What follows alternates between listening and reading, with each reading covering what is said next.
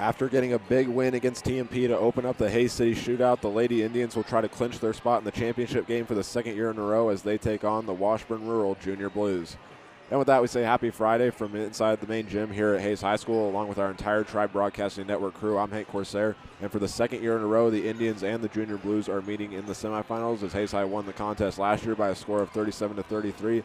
It was a great game between two good teams, and this year it should not disappoint as well, as both teams entered the season with some key returners who have shown through just one game the impact that they're going to make this season.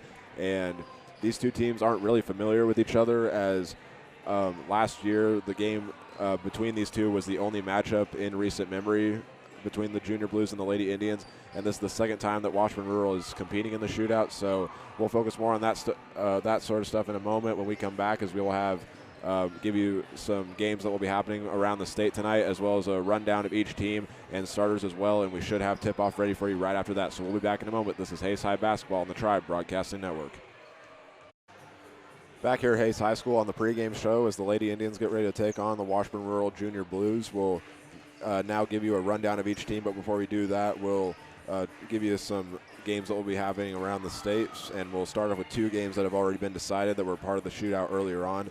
Olathe West defeats Millwood by a score of 63-47, meaning Olathe West will play here at Hays High tomorrow night at 5 o'clock, and Millwood will also play here at 1:30. And the TMP girls rebound from the loss yesterday and defeat Newton by a score of 59-33. TMP will play at HMS tomorrow at 1:30, and Newton will play at HMS at 10 o'clock. And some other games that will be happening. Hugoton and Manhattan will be facing off as part of the other semifinal consolation game. And looking at some games that are part of the WAC, Garden City still playing in the Coronado tip-off tournament. Tonight they're playing Fairview, Colorado. And some other games will be Dodge City playing host to McPherson and Liberal playing host to Ulysses. So now we'll give you rundowns of each team. We'll start off with Hays High, who won their first game of the shootout last night against their rival TMP by a score of 55-27. The game started out with the two teams locked up at a 6-6 score, but Hays High would then go on a run that would last until the second quarter, giving the Lady Indians a 15-6 lead, and then they would continue on for the entire game and never look back, as at halftime they led by a score of 25-12. And in the third quarter, they actually put up 26 points, going 5 for 6 from three-point range, giving them a 51-21 lead entering the fourth quarter.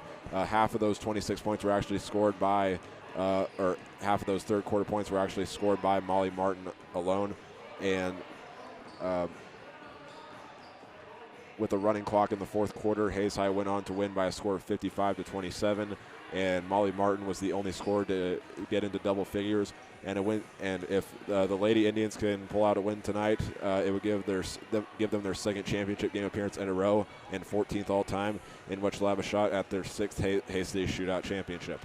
Now looking over at Washburn Rural, they started off the shootout with a 53-13 win over Newton, and this is a really good team that Hays High will be matched up against tonight. They're ranked 3rd in the 6A division by the KBCA, and are looking to have similar success that they had last season, only one better, in which they went 18-6 last season and were the state runner-up.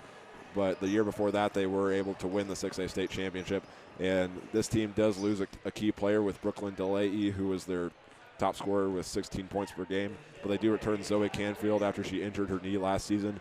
But she is a great athlete for this team, is actually a signee of the KU women's basketball team. And head coach Kevin Bordewick of the Junior Blues says that players such as Destiny Oakes, Tenley Bunk, and Kate Hink will make great impacts this season as returners from last season. So it's going to be a great matchup is all we can say at the moment. So when we come back, we'll have starting lineups, and then we should be ready to tip it off after that. So we'll be back in a moment. This is Hays High Basketball on the Tribe Broadcasting Network. Back here at Hays High School, as they just finish off reading the starting lineups, we will do the same as we get ready for tip-off, and we'll start off with the visiting team, the Washburn Rural Junior Blues out of the Centennial League. They're led by head coach Kevin Bordewick, and they'll go with 6'1" freshman, number 5, Maddie Vickery, 5'11" sophomore, number 10, Hallie Walker, 5'3" junior, number 11, Kate Hink, 5'11" senior, number 15, Zoe Canfield, and 5'6" junior, number 22, Tenley Bunk. Now looking over at Hayes High, led by head coach Len Melvin. They'll go with the exact same starters as last time, which includes junior Katie Lindenberger wearing number 10, number 11 Molly Martin, number 12 Kenley Winter, number 30 Riley Dreher, and number 44 Zoe Winter. So before we tip it off one last time, we'll give you a uniform description for each team, starting with Washburn Rural, who's going all blue with white numbers, and I believe it's a gray outline with rural across the front of the chest. And for Hayes High, they'll go all white with maroon stripes and maroon numbers and letters with a gold outline with Indians across the chest. So the refs just finished talking it over, and we are ready to tip this thing off. Tipping for Hayes High will be Katie Lindenberger, and tipping off for Washburn Rural will be Maddie Vickery. So there's the whistle, the ball's up, and we are underway here in the shootout semifinals as Kate Hink will take it up to start this game, throw it towards the left wing to find Destiny Oakes, who will move it to the top of the arc, guarded by Zoe Winter. Back over to Hink, who will move it around and go inside. Throws it back to Vickery, who has a shot blocked by Zoe Winter. And it'll be Hayes High going down the floor, and the ball got knocked out of bounds, so it will stay Hayes High ball. Throwing it in will be number 30, Riley Dreher. As she'll look and find Katie Lindenberger, who's guarded by Walker. She'll do a couple moves, can't hit the shot, and the rebound was by Hink, but she got bumped, and Katie Lindenberger will get her first foul of the game, meaning it's the first foul of the game for either team.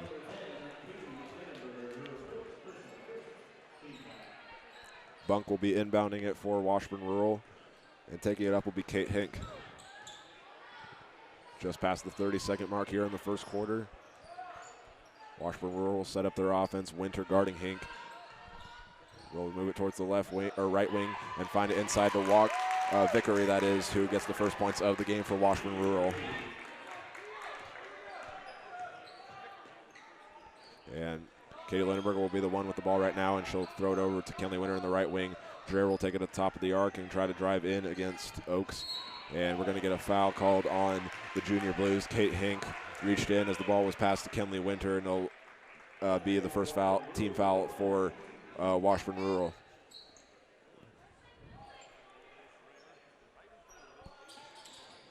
As Riley Dreher inbounds it to Molly Martin, she'll be guarded by Tenley Bunk. Martin throws it into Zoe Winter in the paint. Tried getting it inside to Lindenberger, but it'll be stolen by Walker. And going down the floor, and now Riley Dreher will come out with the steal. And she'll throw it up the floor to Winter, who had the ball for a second but bobbled it at the very end, and it goes out of bounds, and it'll go back to the Junior Blues. 2-0 through the first minute 30. Kate Hink has the ball right now, guarded by Kenley Winter. Does a move and now will go to the right side. Destiny Oakes with the ball, looking for someone open, and will throw it to Bunk. We'll try driving in against Martin. Oakes will take it on the right wing. Throws it towards that left side to Kate Hink, who's looking for anyone open. Walker back to Vink. And it'll be in the corner. Vickery for three, can't connect on it, but it's rebounded by number 14, Destiny Oakes, who the ball popped free at the very end, and we're going to get a foul against Hayes High. So it will be Kenley Winter who got a shove in at the end of that play. So second team foul of the game for Hayes High. And inbounding will be Destiny Oakes. Looking for anyone open. And it was threw it into Kate Hink, and it goes out of bounds, and Hayes High will get the ball back. Riley Dreher will be inbounding it once again for Hayes High. Into Molly Martin, who will walk it up the floor for a moment. Go toward the left side, being guarded by Bunk, who's looking for anyone open to throw it to, and will drive in, stop at the free throw line, find Zoe Winter, misses the layup, and the rebound still being fought for, and we're going to get a foul on the play. It'll be on number 22 of the Junior Blues, Tenley Bunk, as she was fighting for the rebound against Hayes High's Katie Lindenberger. At the very end, they get the foul called on her. Second team foul for the Junior Blues. Dreher looking to inbound, finds Zoe Winter, and gets the first points of the game for Hayes High. So Washburn Rural will waste no time as Oaks will take the ball. And shot on the way, no good. Rebounded by Oaks. And the ball stolen by Zoe Winter. Her first of the game as Molly Martin will go up the floor, look for anyone open to throw it to. Now finds Riley Dreher in the left wing. Zoe Winter will take it as Hayes High will work it around the arc. Inside Katie Lindenberger from Kenley Winter, right into the foul, and she'll go to the free throw line to attempt a couple shots. Try going in for the layup as Kenley Winter would have gotten the assist on that play. So Hayes High will go to the line and shoot a couple. We got 5:14 to play in the first quarter, tied up at 2. And Lindenberger's first shot's up and bounces off the front of the rim, and we're going to get a substitution for the Junior Blues. As checking in for the first time will be the junior number 20, Madison Lemke. And Lindenberger will get her second attempt at the free throw line. She takes her couple dribbles. The shot will go up, and she knocks it right through.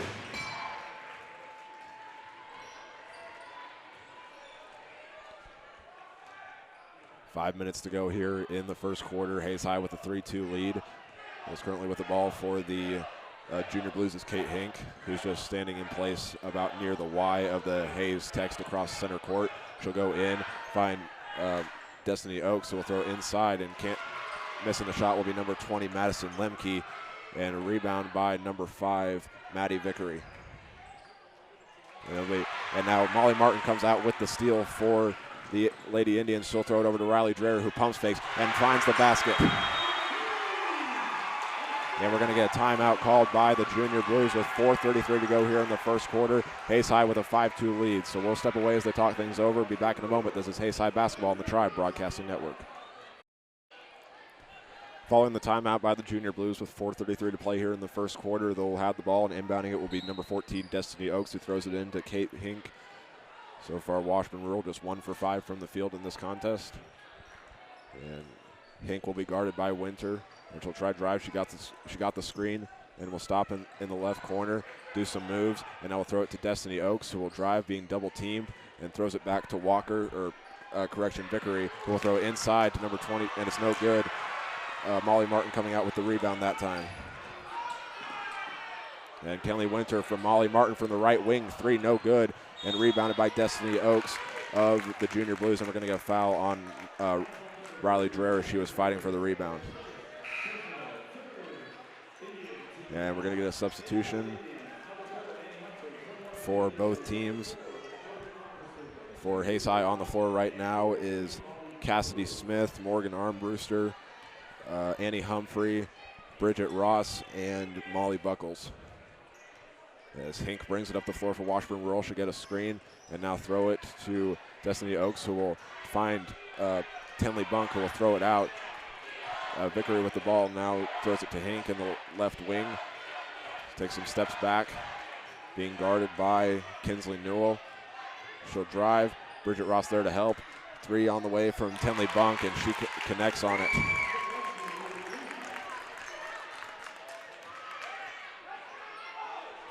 (5-5) in this contest. Morgan Armbruster gets a lucky bounce off the rim, and it goes in.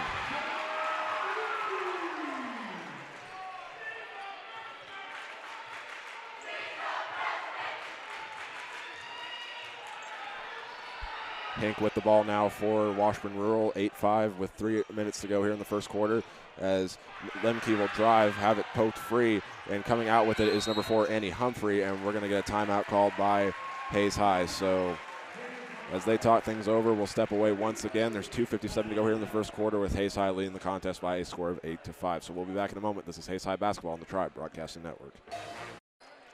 Back here at Hayes High School following the Hayes High timeout.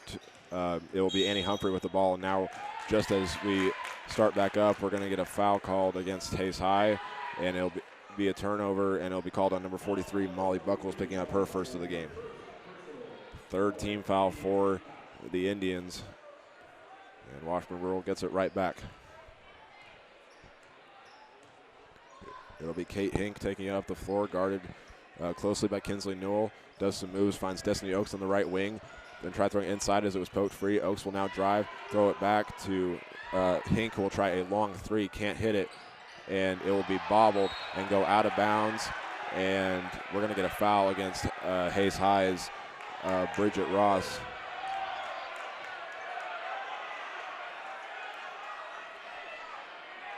So as the rest will talk things over, a lot of Hayes High fans disagreeing with the call, as they were saying that it was a fight for the rebound and it went out of bounds.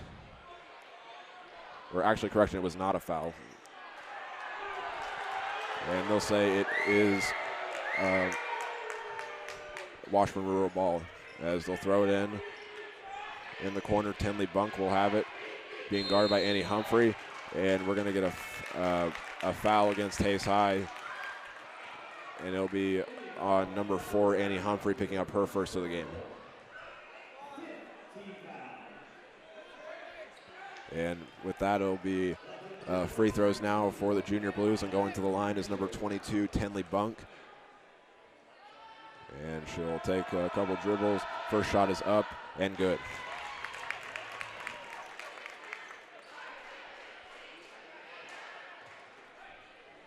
As Tenley Bunk up to 4 points as the leading scorer for the Junior Blues. Her second free throw is up, takes a couple bounces, and goes in.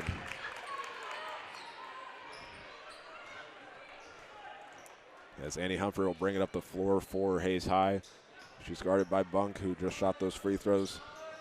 Armbruster will try to throw it inside for Molly Buckles and can't connect, and it's another turnover for Hayes High. And we're going to see a substitution of Hayes High going back to their starters with Lindenberger, Martin Winter, Dreher, and Zoe Winter. As Destiny Oaks inbounds it to Kate Hink. She'll run it up the floor. 2 minutes to go here in the first quarter. Hayes High 8, Washburn Rural 7. Hink will dribble in place for a second, guarded by Kenley Winter. Now try to go to the right side, gets a screen, and throws it to Destiny Oaks, who will work it around a little bit. Finds Kate Hink, who thought about a three, and will throw it inside to Madison Lemke, who can't connect on the shot, and instead it's Destiny Oaks coming out with her third rebound. And the Junior Blues will work it around a little bit. Destiny Oaks thought about driving for a second, instead will throw it out to Hink, who will have the ball stolen away from her by Kenley Winter, and she will come out with it, as Hayes High will go up the floor on the fast break, throws it up to Katie Lindenberger, who has her shot blocked by Destiny Oaks. And we're going to get a jump ball as the arrow is pointing to Hayes High, so it'll stay on their end of the floor. Riley Dreher will be the one inbounding. Minute 21 to go in the first quarter, as we're going to see a substitution for the Junior Blues, as Kate Hink comes out for the first time, and checking in is number 23, Josie Carlgren, the 5'8" sophomore. Riley Dreher will inbound it, as she'll find Katie Lindenberger, who gets fouled on the way up, and she'll go to the line and shoot more free throws. And they'll call it on number 22, Tenley Bunk, which is her second, and team foul number 3 for the Junior Blues. As Lindenberger will take her 2 dribbles, the shot goes up, and it's nothing but net.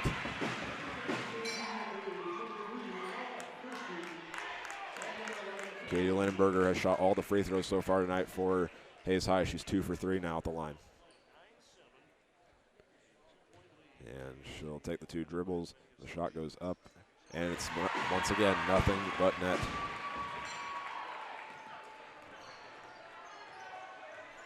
As Washburn will bring it up the floor, it's brought up by Ella Hershey, who will get a screen, being guarded by Zoe Winter. Finds Josie Carlgren on the wing as they move it around, trying to get it inside. Hink will try a right wing 3, can't hit it, and it's rebounded by Zoe Winter. And Riley Dreher will now try the 3 and bury it.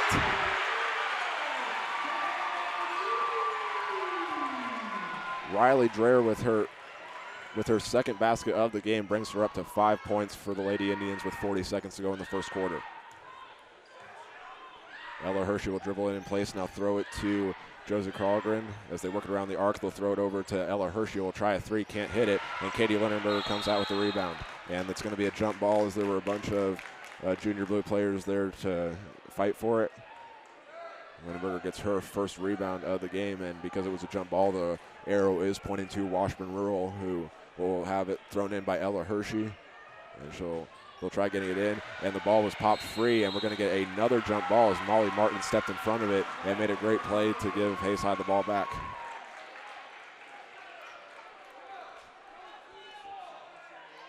It'll be Riley Dreher inbounding. There's 26 seconds until the end of the first quarter. We'll see if Hayes High tries to just hold it for the last shot as they have a 6-point lead.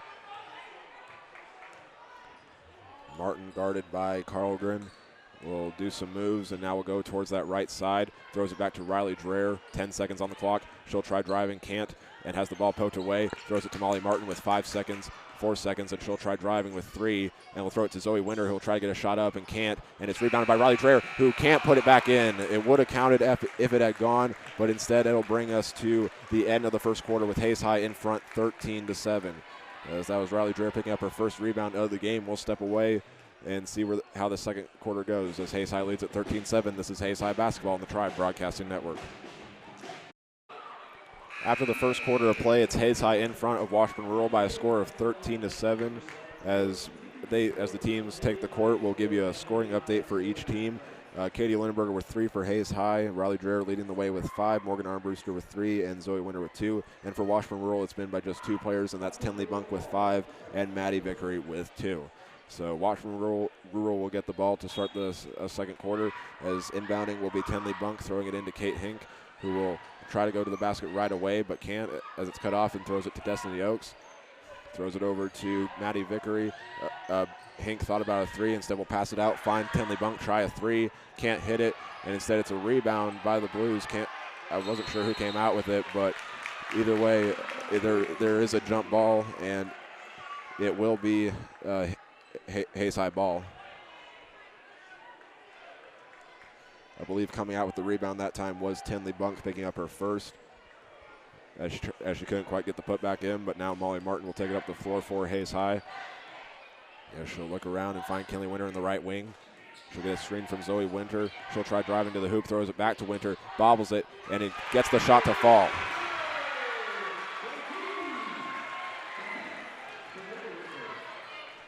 Kinley Winter picks up her first assist of the game, as Destiny Oaks will stand in place with the ball now. It's 15-7 Hayes High. She'll look around, pumped faked, and now will throw it to Kate Hink, and throws it over to Bunk, and she'll hand it off to Oaks, who will try driving. Gets cut off by Kinley Winter, and she forces another jump ball, and this time the arrow is pointing to the Junior Blues. So with exactly 7 minutes to play, they'll keep possession. And Oaks will throw it in. Wasn't able to find anyone open, and finally does find Hallie Walker, who will try throwing it inside to Oaks, and is being tightly guarded by Zoe Winter, who forces a turnover as Oaks lost the ball and picked it up out of bounds. As the ball was out of bounds, Oaks stayed in bounds, but it's now Hayes High ball. Molly Martin will bring it up the floor for Hayes High. 6:45 to go in the first half.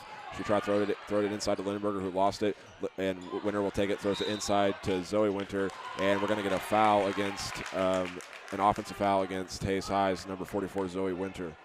Her first of the game, 15 foul of the half for Hayes High. As the Junior Blues inbound it, they'll take it up the floor by Kate Hink, who will look around and will go towards the left side, guarded by Kinley Winter once again, as she'll work around her. The ball was poked free, and it's going to be Hayes High ball as Molly Martin came in to help force the turnover. Hink lost the ball as she tried going in for the layup, and instead it is Hayes High ball now. Now we're going to see a substitution for Washburn Rural as Madison Lemke will come in place of Kate Hink. 6:20 to go here in the second quarter. Molly Martin once again will bring it up the floor for Hayes High. She'll throw inside to Zoe Winter, who looks around and will throw inside to Katie Lindenberger, who is being guarded by number 10 of the Junior Blues, Hallie Walker, and had her shot blocked by Walker as well. Hayes High 4 for 11 from the field to start this one.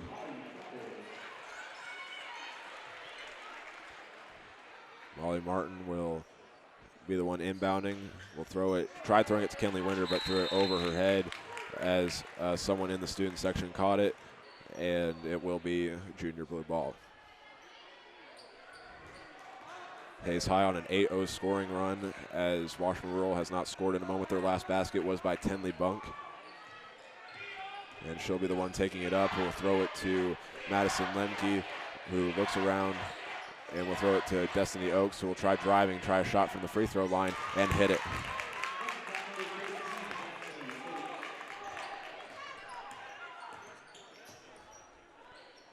That's Oaks' first points of the game, and Zoe Winter will take the ball from Riley Dreher, and we're going to get a foul by the Junior Blues, and Winter will go to the line to shoot some free throws. It'll be on number 5, Maddie Vickery, picking up her first. 4 team fouls for the Junior Blues in this half.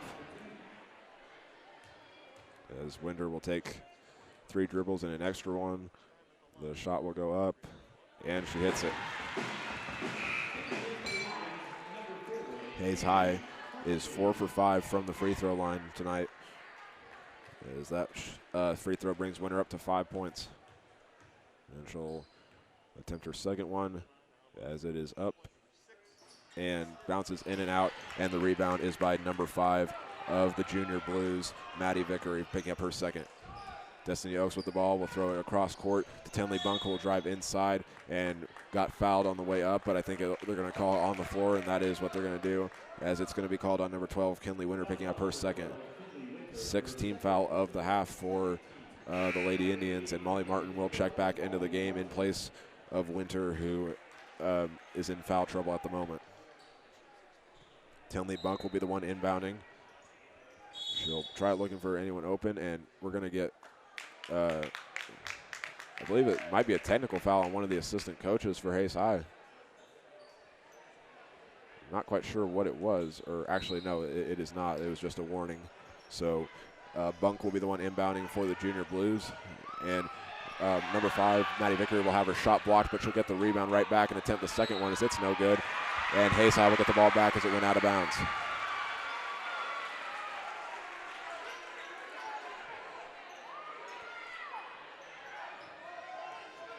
Junior Blues just 3 for 15 from the field to start this contest. And Molly Martin will bring it up the floor, get a screen, and we'll try a long 3. Can't hit it as it bounces off the rim, and rebounded by number 20, Madison Lemke. As now it'll be Madison Lemke who tries a 3 and can't hit it. 3-point shooting has not been the specialty tonight so far for the Junior Blues. They're just 1 for 6 in that category, 3 for 16 from the field. As we'll see substitutions come in for the Junior Blues. It's Ella Hershey and Kate Hink coming in. Molly Martin will bring it up the floor for Hayes High. She'll try getting past Hershey, who will throw it to, as Humphrey will take it and give it to Winter. She'll try driving, had the ball almost poked free, and instead will throw it to Riley Dreher in the right corner for 3 and can't hit it. Hink was the one that picked up the rebound for the Junior Blues, and the ball will be thrown up court, intended for Ella Hershey, as she was the last one who touched it. It is Hayes High ball. Katie Lindberger will check back into the game, and so will number 34 of the Indians, Morgan Armbruster, who has 3 points so far. Both of those substitutions for Hayes High actually both have 3 points, except Armbruster's was off of a 3-pointer, and Lindberger's was off of 3 free throws. Martin will bring it up the floor, looking for someone open to throw to. We'll give it to Lindenberger, who will throw it to Armbruster on the right wing. And try throwing inside to Molly Buckles, and we're going to get a foul against Washburn Rural's number 5, Maddie Vickery, picking up her second.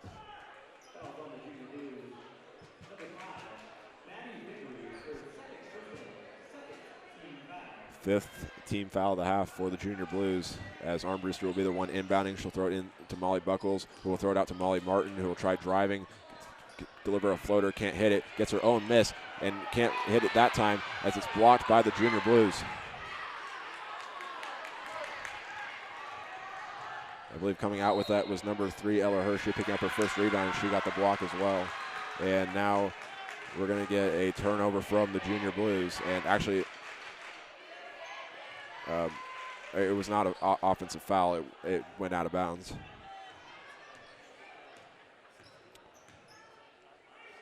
Lindenberger will take it and give it to Morgan Armbruster on the right wing. Looking for someone to throw to. We'll find Annie Humphrey, who takes one dribble and throws it to Molly Martin on the left wing. inside to Lindenberger in the paint. Out back to Martin. Thought about trying a three, and instead will drive and throw it over to Lindenberger, who gets it stolen by number 11, Kate Hink, and she'll go down and can't hit it, and Katie Lindenberger comes out with the rebound. It'll be on Ella Hershey picking up her first. 16 fouls in the half for Washburn Rural, and we'll see a substitution of the sophomore Josie Carlgren come back in. As Armbruster inbounds it, Martin will take it up the floor. 3:37 to go here until we reach halftime. Hayes in front, 16-9. Humphrey with the ball. She'll give it over to Lindenberger, who's looking for anyone to throw to. Finds Molly Martin, who thought about trying a right wing three, and now will try a right wing three. Can't hit it, and it'll be rebounded by Molly Buckles, who will throw it out to Molly Martin. And Hayes High just missed another shot, rebounded by Destiny Oaks. As standing in place is Maddie Vickery, being guarded by Katie Lindenberger. She'll throw it inside to Destiny Oaks, out to Hallie Walker, who will throw it in the right corner. Oaks with the ball at the top of the arc now. Will throw it to Kate Hink in the left corner. As she'll take some steps back. As Washburn Rural just working around the arc a little bit. Over to Walker, who will just dribble out for a second. And we're going to get a double dribble by Hallie Walker, and Hayes High is going to get it right back. And we're going to see a substitution as well from the Indians. As on the floor for them right now is Kinsley Newell, Molly Martin, Riley Dreher, Zoe Winter, and Katie Lindenberger. And in the game for the Junior Blues is Destiny Oaks, Josie Carlgren, Kate Hink, Madison Lemke, and I believe Maddie Vickery on the right side of the court at the moment. As Molly Martin brings it up, she had it poked free, but it will stay with Hayes High.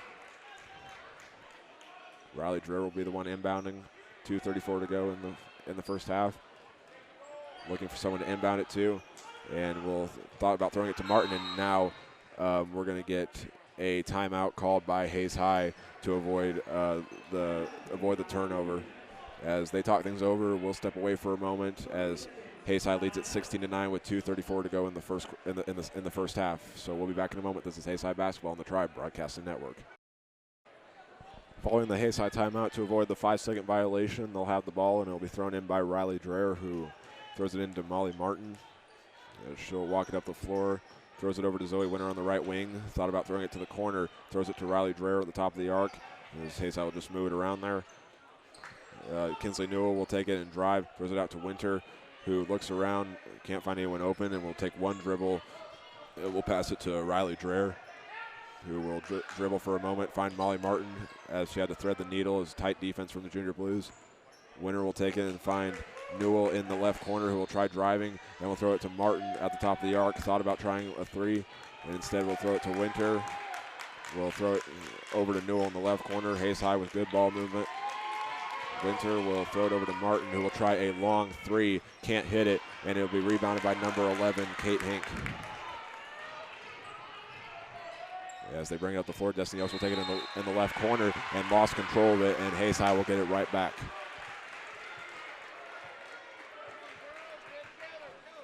Minute 41 to go here in the second quarter.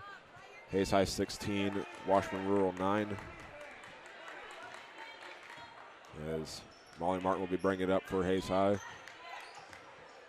She'll work over towards that right side and throw it to Riley Dreher, who will go towards the left side, looking for someone to throw to. We'll go inside to Zoe Winter, who has the ball taken out of her hands, and it will be a jump ball forced by number 11 of the Junior Blues, Kate Hink. And the arrow is still toward the Lady Indian side, so they'll keep possession of it. And we're going to see a substitution as Hallie Walker, one of the starters, checks back in place of one of the other starters, Maddie Vickery, who so far has had 2 points, 3 rebounds, and 2 fouls. Molly Martin will take it and give it to Riley Dreher, who will go towards that right side stop, try to throw it inside to Lindenberger, and will go up with the shot and hit it. Katie Lindenberger brings the total up to 18 for the Hayes High Indians. Destiny Oaks will take it and throw it inside to Kate Hink. Driving is Hallie Walker, who will, I think they went out of bounds, but or the ball was actually poached free, and it will stay with Washburn Rural. Under a minute to go as the Junior Blues will go 4 across the baseline. Inside throws it inside to Destiny Oaks, who will try driving but can't. Throws it outside to Josie Carlgren, can't hit it, and Katie Lindenberg comes out with the rebound. Molly Martin will have the ball with 42 seconds. We'll see how quickly Hayes High decides to score before we reach the half. She'll walk up, go towards that left side, throw it out to Kinsley Newell, who will go towards that right side, and we'll throw it to Riley Dreher. And she'll now give it to Molly Martin. 25 seconds on the clock. Looks towards Coach Lynn Melvin to get the call. And she'll just stand in place at the A of the Hayes logo at center court. With 15 seconds, she'll now drive past Hink. Will go all the way to the basket and hit the shot.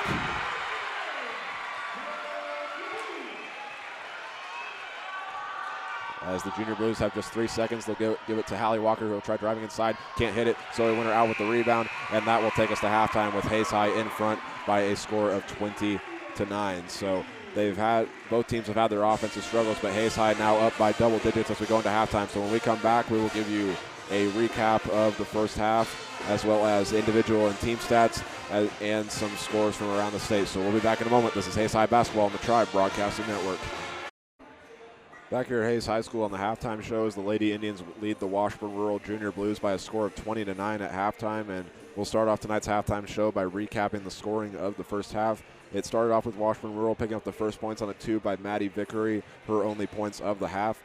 And Hayes High would pick up the next 5 points, and then Washburn Rural would end the run before it started by Tenley Bunk picking up a 3-pointer to tie the game at 5. And then Hayes High would respond with a 3 of their own by Morgan Armbruster. And Washburn Rural would then make 2 free throws by Tenley Bunk to make the score 8-7. And Hayes High would go on a 7-0 run, which featured points by Katie Lindenberger, Riley Dreher, and Zoe Winter. And it would be ended by the Junior Blues getting a 2-pointer from number 14, Destiny Oaks.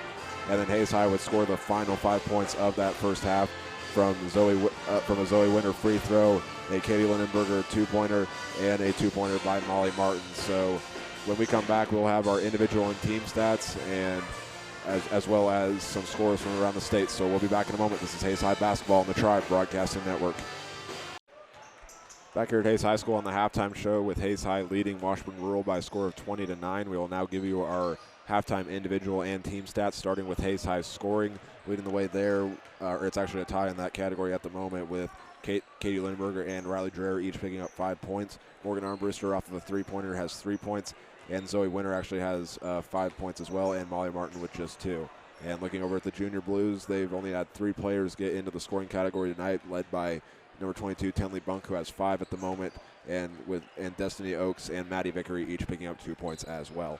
And looking over at Hayes High's other stats, going down the list, Annie Humphrey picked up a steal in that first half. Katie Lindenberger picked up 3 rebounds, and Molly Martin would get a rebound, an assist, and a steal. And Kenley Winter would get an assist and a steal of her own. And Riley Dreher would pick up 1 rebound as well as an assist and a steal.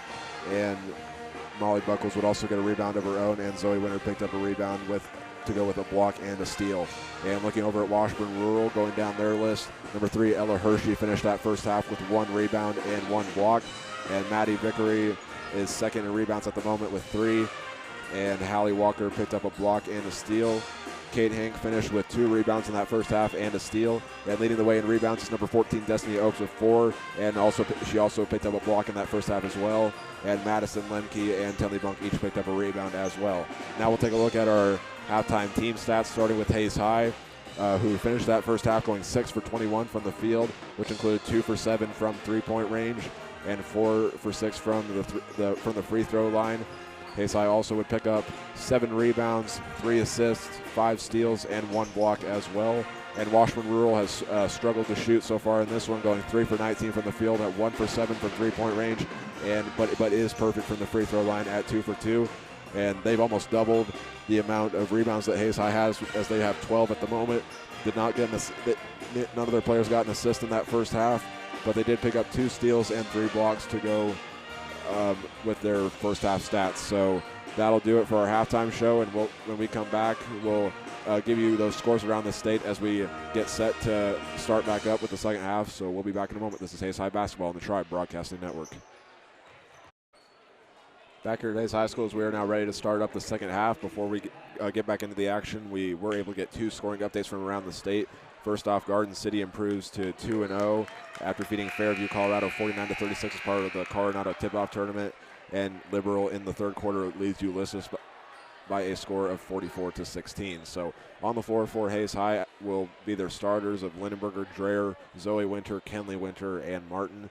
And for the Junior Blues, it'll be Tenley Bunk, Destiny Oaks, Kate Hink, and Maddie Vickery, as they'll try to get it inside the paint to start this one for the Junior Blues.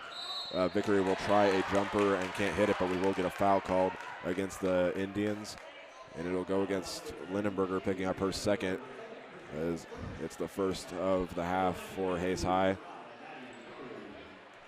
Vickery will attempt the other free throw, and it goes up, and she swishes it. Again, Washburn Rural perfect from the free throw line tonight at 3 for 3. As Vickery will take a couple dribbles and get the shot up as it goes off the back iron. No good. Rebounded by Zoe Winter of Hayes High.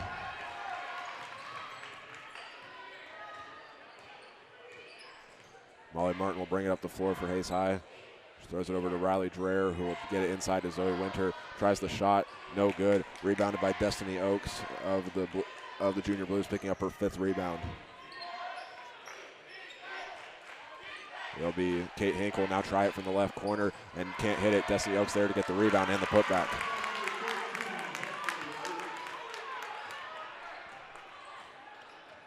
(20-12). Hayes High in front. Destiny Oaks picked up her 6th rebound of the contest after getting that putback. So we are a minute into the second half. Kenley Winter will take it at the top of the arc, takes a couple steps back, being guarded by Kate Hink. And we'll give it over to Zoe Winter on that left side. And she'll throw it to Riley Dreher, who will try working towards that left side. Drives in, throws it into Katie Lindenberger, has it stolen by Kate Hink, her second of the game. And she'll go all the way down against Winter and score.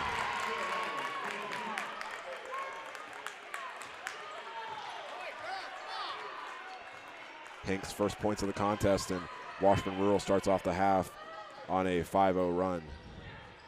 Martin will try driving in and gets cut off right away, and Kenley Winter will take it out from beyond 2-point range, and she'll throw it over to Molly Martin on that left wing. She'll try driving inside and will get fouled as she tried going up for the shot. And I actually know that we'll call it on the floor, but either way, it will be against Kate Hink, picking up her second and the first team foul. And yeah, the first team foul for the Junior Blues. Riley Dreher will be the one inbounding. We'll throw it over towards Katie Lindenberger, who is guarded by Hallie Walker, who will throw it out to Molly Martin and can't hit the shot.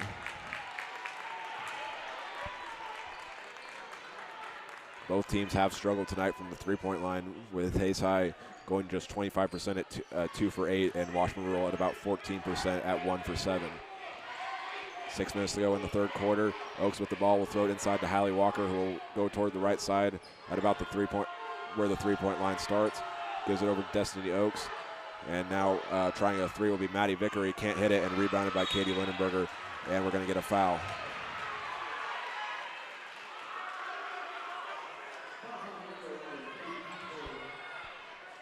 That brings the Junior Blues up to just 1 for 8 from three-point range.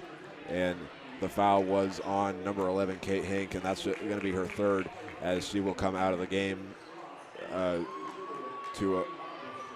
she is in foul trouble at the moment.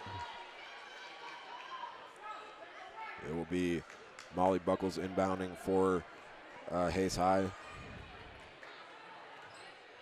And bringing it up will be Annie Humphrey, who pump fakes once and will throw it over to Bridget Ross. Gives it over to Morgan Armbruster, and we'll try throwing it inside to Buckles, who has the ball almost stolen and now will have it stolen by Tenley Bunk, picking up her first of the game. Vickery brings it up the floor, guarded by Kinsley Newell, and we're going to get a foul against the Lady Indians. number 21, Kinsley Newell, picks up her first, and the second team foul of the half for Hayes High. As inbounding will be Tenley Bunk. She'll throw it over to number 5, Maddie Vickery, who can't hit the shot, and rebounding it is Molly Buckles, picking up her second. As the struggles just continue for the Junior Blues, that's now 5 for 24 from the field. It'll be Kinsley Newell, throws it over to Bridget Ross, close to the right corner, and now we'll hand it off to Armbruster, over to Humphrey. Take a couple dribbles and gives it back to Armbruster. Goes towards that left side, tried driving in but couldn't. Kinsley Newell thought about trying a long three and instead will drive against Oaks. Throws it over to Annie Humphrey in the left corner for three. Rattles in and out and rebounded by number 22, Tenley Bunk. And now it'll be number 20 of the Junior Blues, who now will throw it out to number 5. No good, and rebounded by Kinsley Newell. Shot was attempted by Maddie Vickery, and now we're going to get a I thought it was a foul call, but instead it was just a stoppage of play. And it'll be Morgan Armbruster inbounding. We'll look around and throw it over to Annie Humphrey, who will took one step in, and now we'll take a few steps out. 4:23 to go here in the third quarter. Hayes High up by 6. Has not scored in this half so far.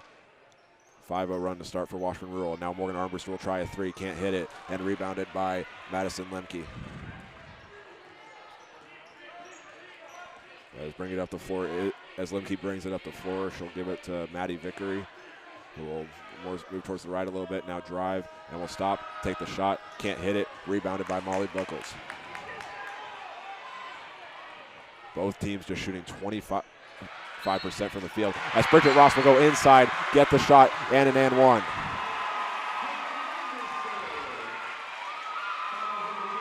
As she gets the first points of the second half for Hayes High. It'll be on Madison Lemke, picking up her first foul of the contest.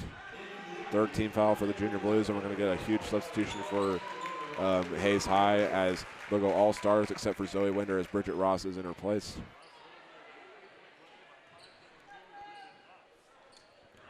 Ross will take a couple dribbles, and the shot goes up, and it takes a couple bounces and goes in.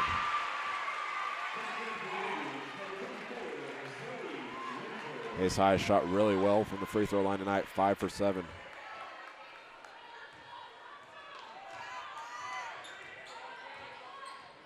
As bringing it up now will be Ella Hershey. She'll throw it over to Hallie Walker, who will be double teamed by Lindenberger and Winter. And we're going to get a foul on Winter, who has now picked up her third. And that's also the third team foul of the half for Hayes High, as Annie Humphrey checks in place of Winter.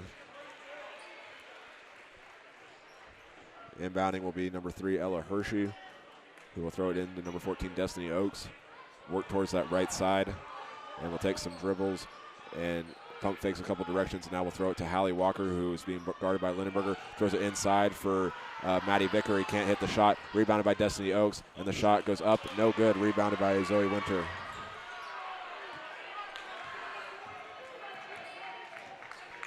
As Riley Dreher brings it up the floor. Scores 23-14 with just a little over 3 minutes to go in the third quarter. Dreher will stand in place for a moment. She's guarded by Destiny Oaks. She'll go towards that left side, do a couple dribbles, hands it over to Molly Martin, looking for anybody to throw it to, and instead will drive against Bunk all the way to the basket, stops outside to Zoe Winter. As she'll stop, pick up her dribble, being guarded by Maddie Vickery. Molly Martin will take it out, and she'll try to go to the basket, throws it to Annie Humphrey, left corner, 3 on the way, and can't hit it, and Zoe Winter coming out with the rebound. Will go up with a shot, can't hit it as it was blocked, and now Molly Martin will try a 3 and miss that, and Annie Humphrey there for the rebound, and it takes a couple bounces and goes.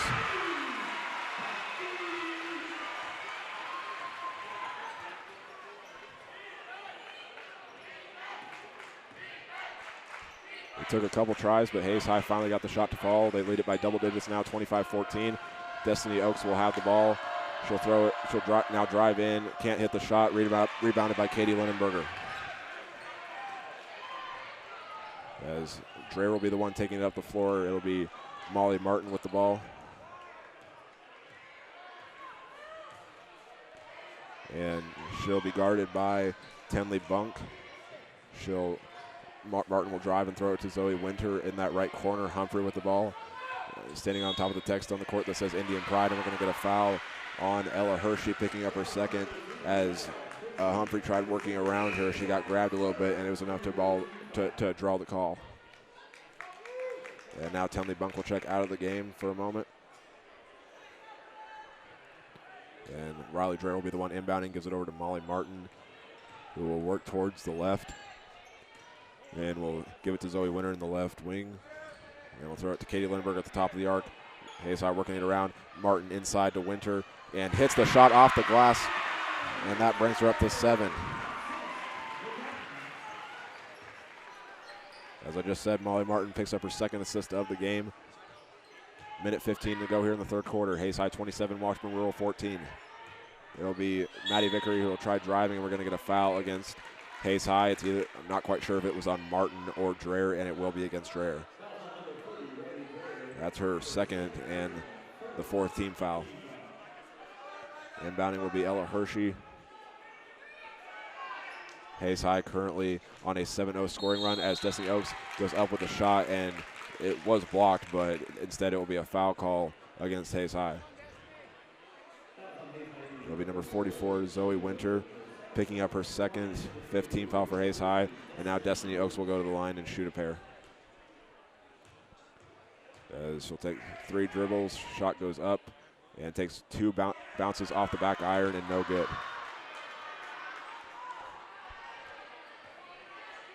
Neither team has been sent to the free throw line very much.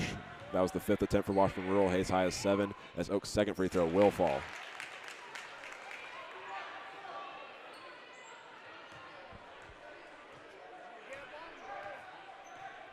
As Molly Martin will walk it up the floor, exactly 1 minute to go here in the third quarter. She'll look around and throw it to Riley Dreher, who will now throw it to Molly Martin. Will try driving from the left wing, throws it out to Annie Humphrey, who now will drive. Molly Martin thought about trying a left corner 3, and it's going to be a foul against the Junior Blues. As the ref walks over to the scoring table, it will be number 11, Kate Hank, her 4th team foul, and her 4th foul and the 5th team foul for the Junior Blues. As Molly Martin will go to the line to attempt some free throws. First one bounces off the back iron, no good. As checking in now for Hayes High is Molly Buckles and Bridget Ross in place of Zoe Winter and Katie Lindenberger. On the court for Washburn Rural is Tenley Bunk, Ella Hershey, Maddie Vickery, and Destiny Oaks, and Hallie Walker, as Martin's second free throw will fall.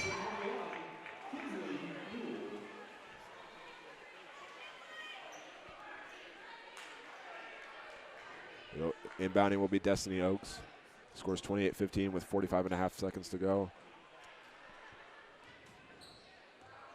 Bringing it up the floor is Ella Hershey, being guarded by Annie Humphrey. She'll work towards that left side. Now we'll go towards the right side and throws it to Destiny Oaks, who stands up on the right wing, and will throw it to Maddie Vickery, who will try a shot, can't hit it, and it will be rebounded by Annie Humphrey, picking up her first. 25 seconds to go until we reach the fourth quarter. Humphrey just working it against Tenley Bunk for a moment, had the ball knocked away, and now Humphrey picked it up and threw it to Molly Martin, who will take some steps back. 13 seconds on the clock. Martin does some dribbles. We'll give it over to Kinsley Newell, who gives it to Molly Buckles at the top of the arc. Martin from the left wing thought about a 3. Will throw it out. Bridget Ross, jumper from the free throw line, can't hit it, and it's rebounded by Hallie Walker. And that will take us to the end of the third quarter with Hayes High in front 28-15. So we'll step away for a moment, and when we come back, we'll have our fourth quarter action. This is Hayes High basketball on the Tribe Broadcasting Network. Back here at Hayes High School as the Lady Indians lead the Washburn Rural Junior Blues by a score of 28-15. We are now ready to bring you the fourth quarter action. And we'll give you a shooting update as we start the fourth quarter. For Hayes High, they've gone 6 for 30 from the field, going 2 for 12 from three-point range, and 6 for 9 from the free throw line. And Washburn Rural has gone 5 for 29 from the field, while going 1 for 9 from three-point range and 4 for 6 from the free throw line. As Riley Dreher inbounds it to Molly Martin, we start the fourth quarter, and she'll throw it to Katie Lindenberger in the left wing. So Winter takes it at the top of the arc as Hayes High just moves the ball around. Molly Martin drives, throws it out to Kinley Winter, who will take the ball back for a second as they set up the offense. We'll throw it over to Riley Dreher, who works towards that right side.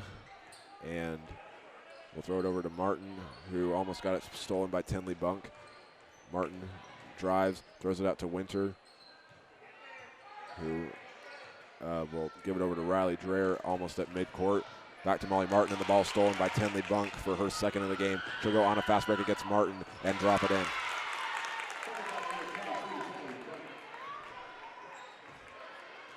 Seven points in the contest for Tenley Bunk. As Martin walks it up the floor, being guarded by Bunk. She'll drive, throw it inside to Katie Lindenberger, who will try the layup and can't get it to go, but we're going to get a foul on the Junior Blues. That'll be the 16th foul of the half for Washburn Rural, which is the amount they had in the first half. It will be called on number 10, Hallie Walker, picking up her first. And Katie Lindberger's first free throw will fall.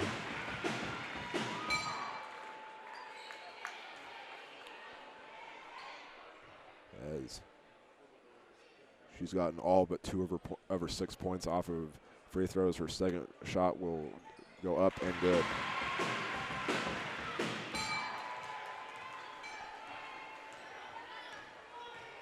As Destiny Oaks will bring it up the floor, 6:50 to go here in the fourth quarter. Hayes High up by a score of 30-17. Oaks will now drive, being guarded by Lindenberger, who deflected the shot as it went up, but she's going to get called for her third foul of the game.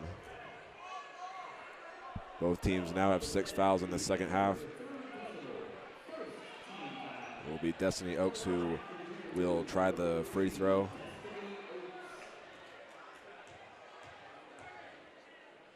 And has gotten, her last point was off of a free throw, and she'll get another one off of a free throw.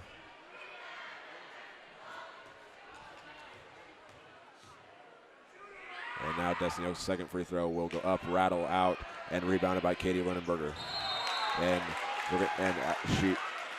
she lost control of it for a second, and now it's going to be a jump ball. But either way, that's the 7th rebound of the contest for Katie Lindenberger. Tenley Bunk will be the one inbounding. She'll throw it out to Maddie Vickery, being guarded by Riley Dreher. Hallie Walker will take it, throw up the floater, can't hit it, and it will be rebounded by Maddie Vickery, but there was a jump ball. So Vickery's 4th rebound, but Junior Blues now 6 for 31 from the field as Molly Martin will walk it up the floor for Hayes High. And she'll go up the court and be called for an offensive foul as the refs say she got a push off against number 22, Tenley Bunk. Martin's first foul of the contest. 17th foul of the half for Hayes High. 6:23 to go here in the fourth quarter. Bringing it up is number 14, Destiny Oaks. She'll throw it over and give it to Tenley Bunk. We'll take some dribbles and move towards that left side. Back to Oaks. She'll now go to the right side, try a floater, can't hit it, and rebounded by Riley Dreher. Martin will bring it up the floor once again for Hayes High. And she'll do some moves against Bunk, and now she'll throw it over to Kinley Winter, far back from the three-point line on the left wing. She's being guarded by Madison Lemke. Riley Dreher takes it, throws it inside to Katie Lindenberger. Will try doing some moves and have her shot blocked from behind by Destiny Oaks. And it goes out of bounds, but it will stay with Hayes High.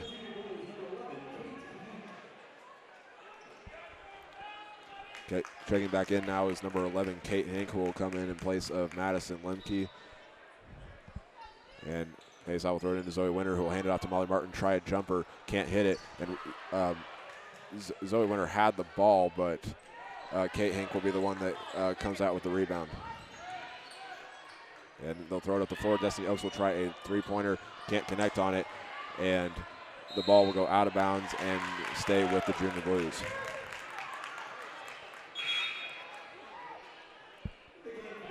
Junior Blues have only hit one three-pointer in this contest. They're 1 for 10 from three-point range, with their lone three coming from number 22, Tenley Bunk. Destiny Oaks will be the one inbounding for the Junior Blues. She'll look and throw it into Kate Hink, who is tightly guarded by Kinley Winter as she threw it in. Bunk will now try a three-pointer and can't hit it. Rebounded by Hallie Walker. And now we're going to have a steal by Hayes High. Going up the floor is Molly Martin against Destiny Oaks. Fakes once, and now we'll pass it to Riley Dreher, who will try a fadeaway, and it goes in, but now we're going to get a travel against Hayes High. As soon as Dreher caught it, she took a couple steps back and basically shot a fadeaway, but either way, it will be a turnover for Hayes High.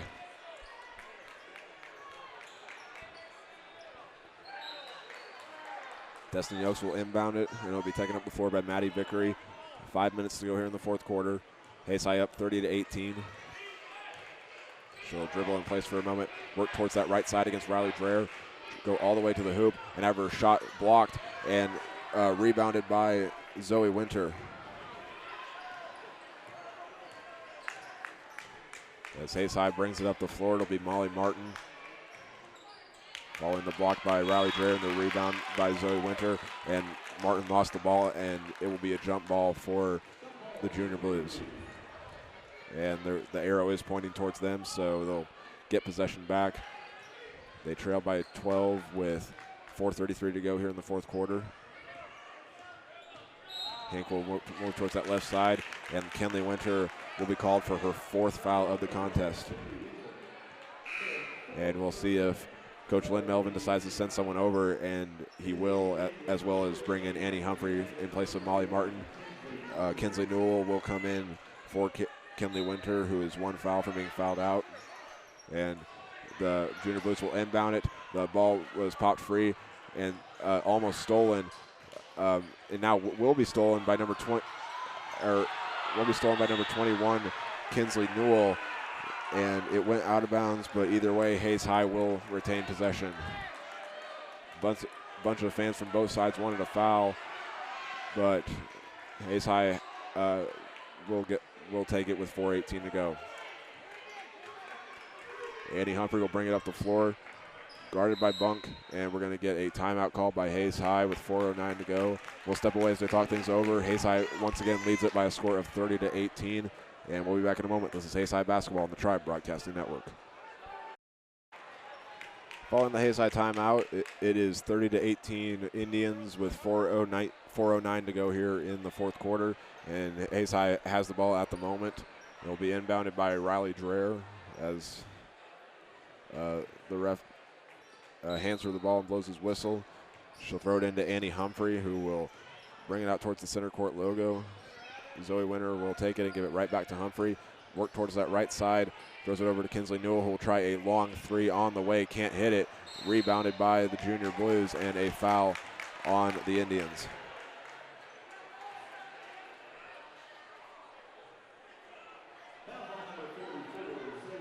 It was rebounded by number 22, Tenley Bunk, picking up her third. And getting called for the foul is Zoe Winter, who tried to make a last effort to get the ball, but they're going to call her for a hold. Maddie Vickery with the ball right now for the Junior Blues, and now Zoe Winter will reach in and force the jump ball, and the arrow does point to the Lady Indians, and they'll get it right back.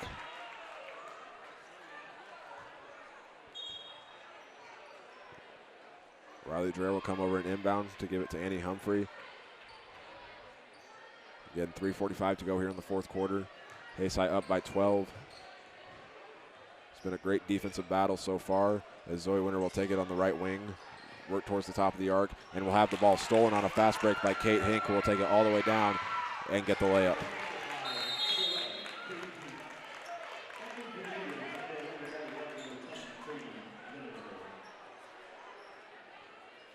Kate Hink with her second basket of the contest, and a timeout will be called on by the Junior Blues, and it will be a 30-second timeout, but we'll keep it right here as they talk things over. So we will give you a scoring update for each team.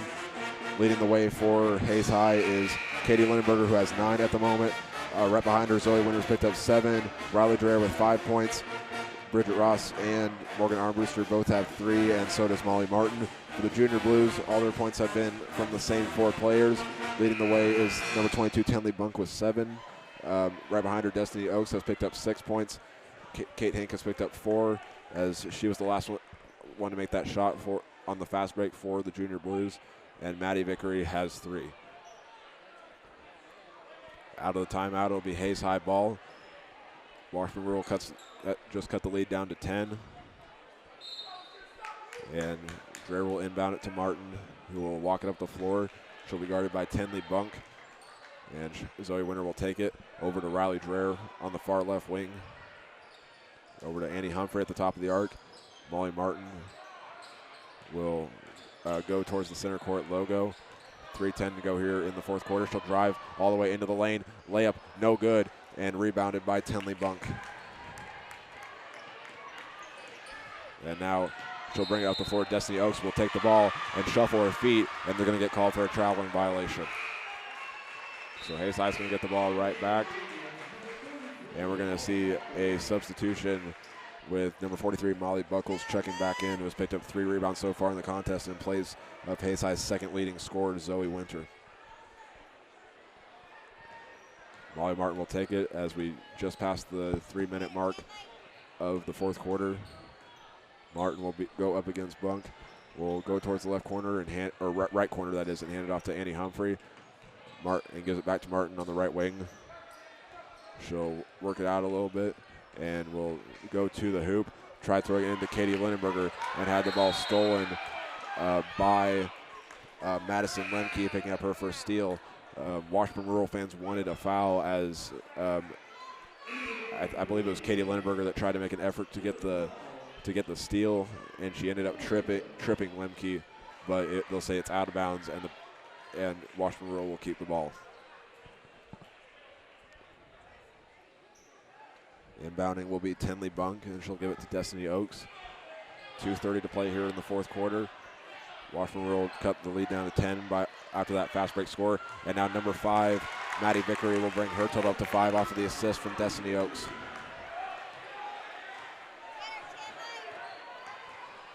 Molly Martin will bring it up the floor as the lead was just cut down to single digits. She'll now throw it, tried throwing it over to Molly Buckles, and instead gets it stolen by Kate Hink. That's her 4th of the game.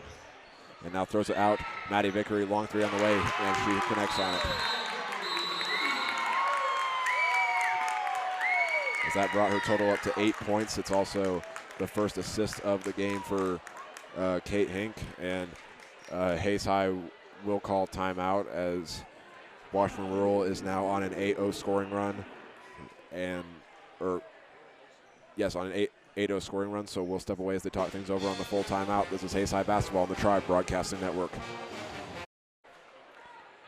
Following the Hayes High timeout, they will have the ball as they lead by a score of 30-25 with 2:03 to go here in the contest, and it was a 8-0 scoring run by Washburn Rural after the 3-pointer by Maddie Vickery. And bringing it up the floor now for Hayes High is number 4, Annie Humphrey.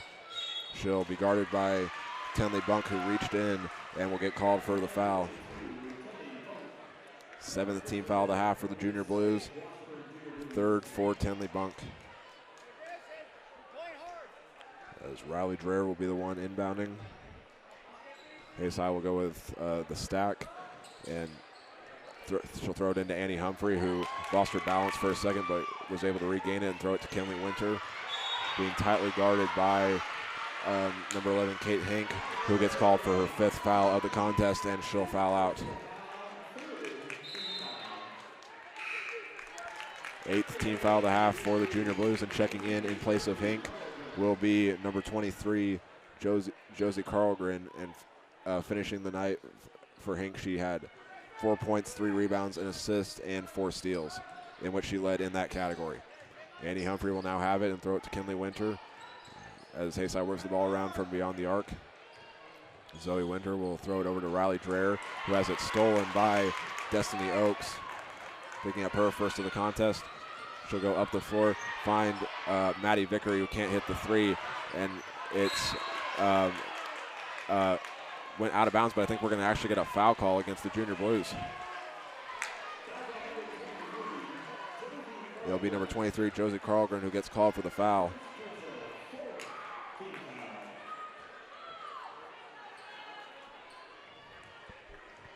Minute 22 to go here in the fourth quarter. Hayes High up 30-25. Annie Humphrey will bring it up the floor, tightly guarded by Tinley Bunk. And now Zoe Winter will take it, hand it off to Kinley Winter. Works towards that left side and thought about throwing it to Humphrey, but instead will keep it. And we're going to get a 5-second call.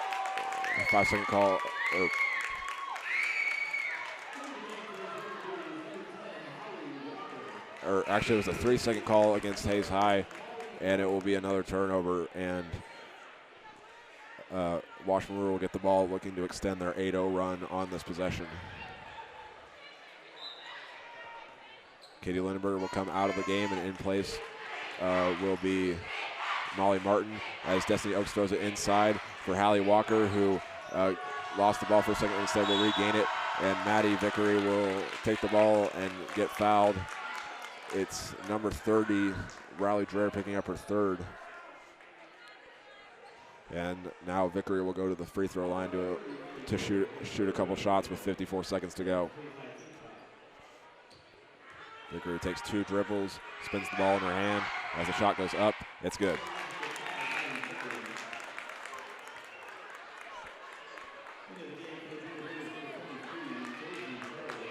Vickery has scored all of the last 6 points for the Junior Blues, and her second free throw is up. As it takes a couple bounces, it goes through. 30-27 Hayes High, 50 seconds to go. It'll be Riley Dreher who goes over to Molly Martin. 45 seconds on the clock. Washburn Rural playing tight defense. Martin will work it around, go towards the left side, hand it off to Riley Dreher, who will go towards the right side, find Kinley Winter in the corner, and Molly Martin will take it with 30 seconds. She'll go towards the left side, try to dribble out as much time as possible. Washburn Rural coaches signaling for their team to foul. Zoe Winter will take it, and now that they finally will foul, and I think it's going to be called against number 5, Maddie Vickery, and that is who it will be, picking up her third.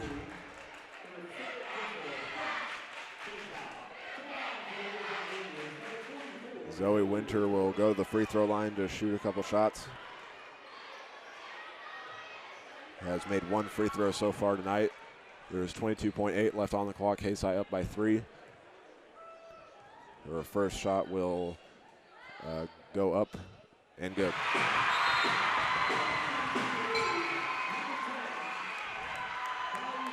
As Hayes High ends that long scoring drought that they just had. They're now 9 for 12 from the free throw line, which has been both teams' specialty tonight, with Washburn Rural shooting 70%. Winter's second shot will go up, and that one is good as well.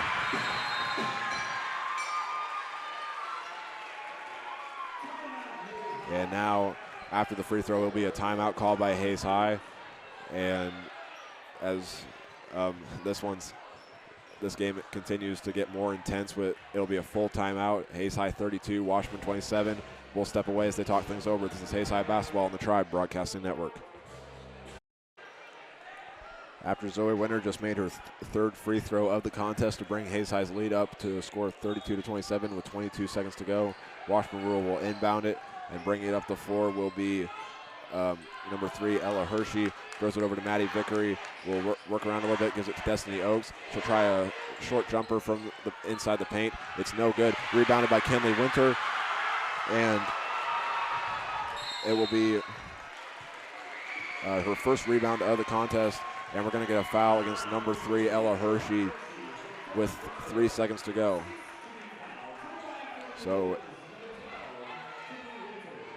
Kinley just has to shoot the free throws, but this one is most likely in the books. So with tonight's win, the Hayes High girls basketball team will play here at Hayes High tomorrow at 5 o'clock as Kelly Winter just made her first free throw attempt.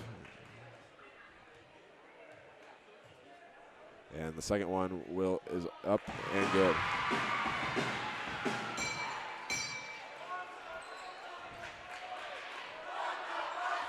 And the Junior Blues will try one more three from Destiny Oaks, and it's no good. And that will do it as Hayes High wins it 34-27 to upset the third-ranked team in 6A. As that, like I just said a second ago, with that win, Hayes High will move on to the championship game here at 5 o'clock here at Hayes High tomorrow at 5 o'clock. And for the Junior Blues, they will play against Millwood here at Hayes High at 1:30 for the third place game. So we'll step away for a moment and we'll have a quick pregame show for the girls game, and then we'll have our pregame show for the boys game. So we'll be back in a moment. This is Hayes High Basketball on the Tribe Broadcasting Network.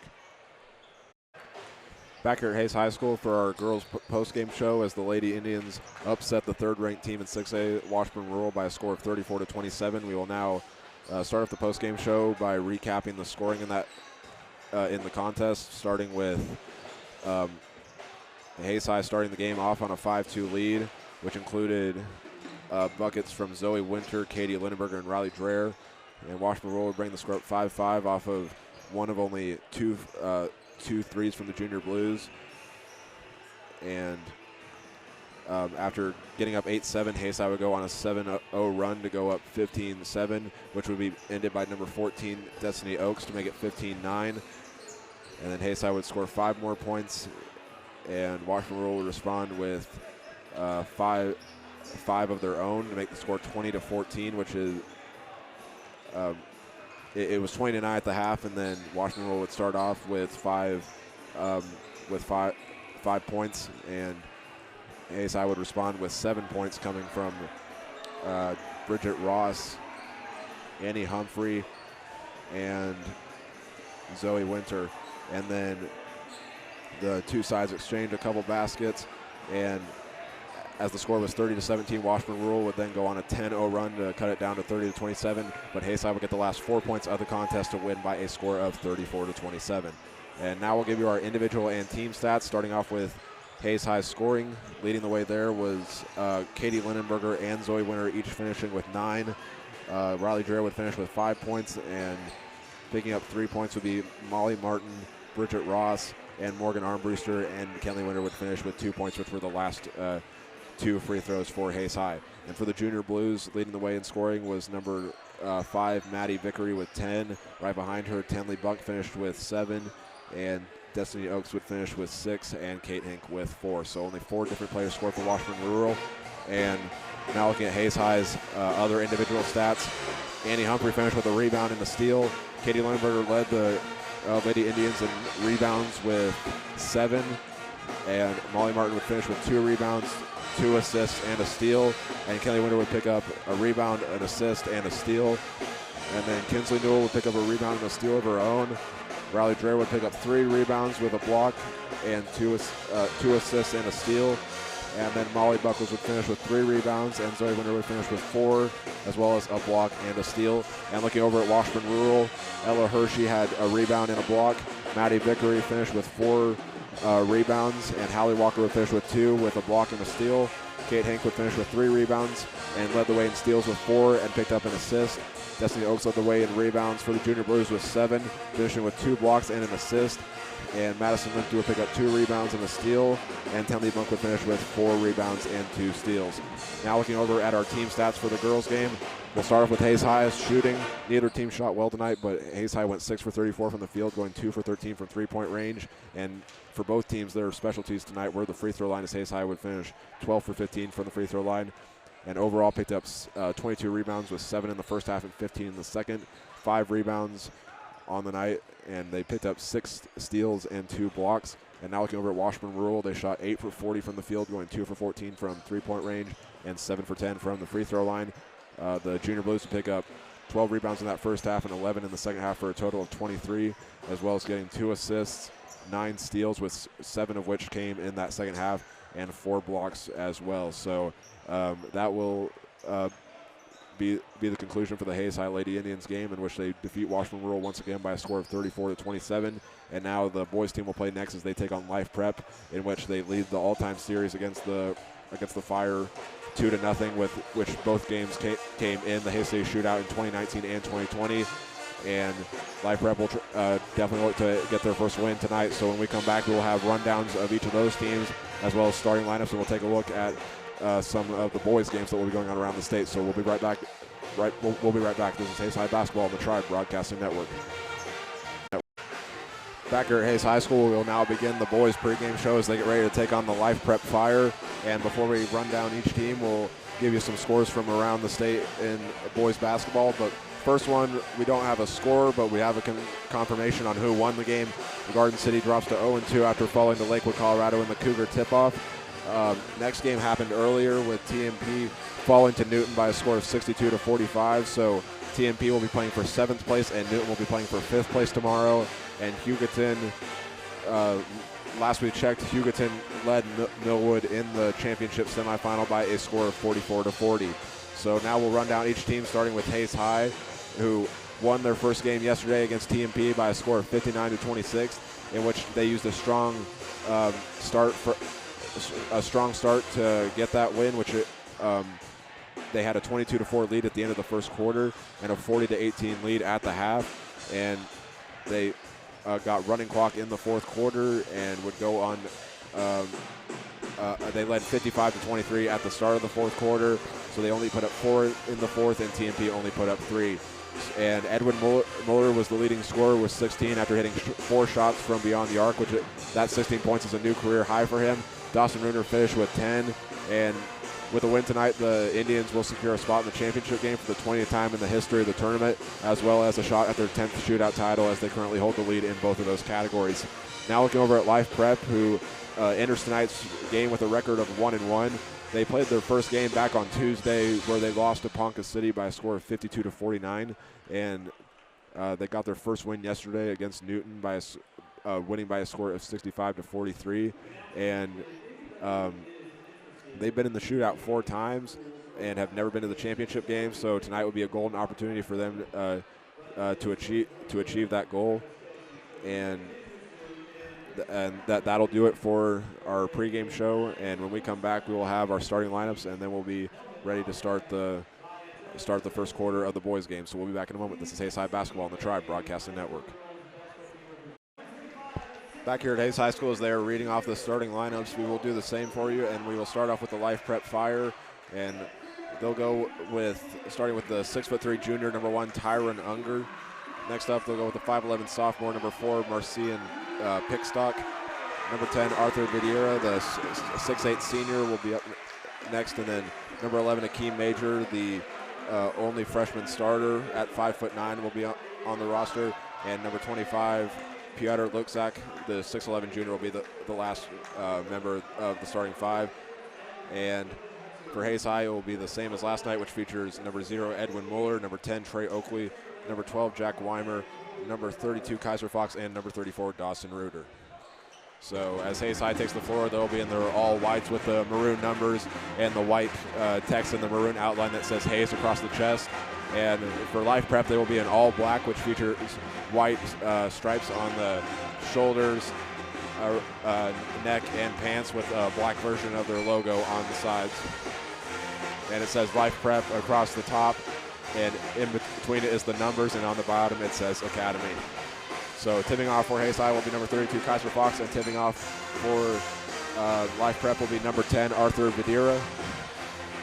As the Hayes High band finishes playing their song, the refs are ready to get this game underway. As he takes a couple dribbles,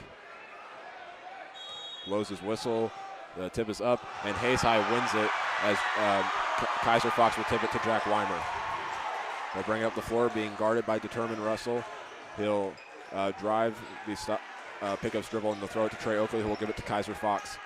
He'll give it over to Jack Weimer back near the center court logo. He'll throw it over to Dawson Reuter, who will do a couple dribbles. Pump fake, and now we'll throw it into Trey Oakley, who can't hit the shot to fall, and it's rebounded by number 4, Marcian Pickstock. And bringing it up will be Detriman Russell, throws it over to Luke Zach, and now Pickstock will take it. Gives it back to Luke Zach, who will stand in place with the ball for a second, fakes a couple handoffs. Pickstock will take it and try a 3 from the left wing and bury it.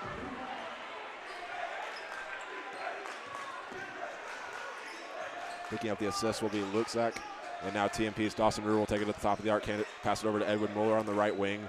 Gives it over to Trey Oakley, who will throw it inside to Reuter. Does some moves against Luke Zach, and will go with the reverse layup, can't connect. And picking up the rebound will be number 10, Arthur Vadira. Determined Russell will bring it up the floor, hand it off to Pickstock, and they're just going back and forth around the arc. In the corner with it is Arthur Vadira, throws it inside to Luke Zach, and he'll be called for a traveling violation, and Hayes High will get the ball back. 6:34 to go here in the first quarter. Hayes up, or Life Prep up 3-0. Edwin Mueller will be the one who throws it in for Hayes High, and he'll throw it into Jack Weimer. Trey Oakley was also in the backcourt there to take the ball if he had to, and now he will take it up the floor off the pass from Jack Weimer. He'll stand in place with the ball near center court, work around it a little bit, and will drive in on the right side. Throw it back to Dawson Reuter, who will try a three-pointer from the top of the arc, and it will roll in and out. As that's the first three-point attempt for Hayes High. It'll be the second rebound of the game for Marcian Pickstock, and now number 1, Unger's 3 is off the mark, but it is rebounded once again by Pickstock. Detriman Russell will take it, work towards that right side, and will now work towards the left against Reuter, and taking it is Tyron Unger. Will go over, find Pickstock in the left corner, no good, and picking up the rebound is Dawson Reuter. Weimer will take it, drive, throw up a floater, no good, rebounded by Kaiser Fox, and now Reuter has the ball, will attempt a fadeaway shot, and it will roll in, and it's good. Dawson Reuter will get the first points of the contest for Hayes High, as they trail 3-2 with 5:15 to go here in the first quarter. It'll be Arthur Vadira who will drive in and be called for a traveling violation, and it's another turnover for the Fire.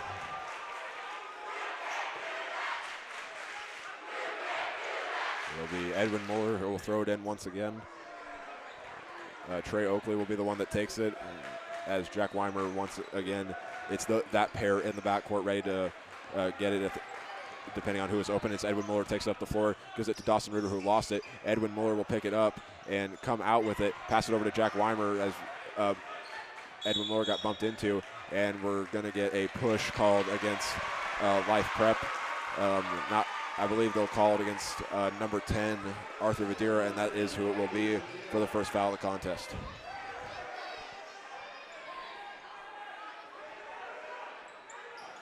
Jack Weimer will be the one throwing it in. Hayes High will put up four on the baseline. It was intended for Dawson Reuter and is instead stolen by Detriman Russell. He'll go down the court against Kaiser Fox, and Kaiser will foul him hard, and it'll be Kaiser's first foul of the game and also Hayes High's first. So going to the free throw line will be number 12, Detriman Russell, the 5'10" senior. Will take 2 dribbles, spin the ball in his hand as the shot goes up. It went in and then went out, as that's the first free throw attempt of the game for either team.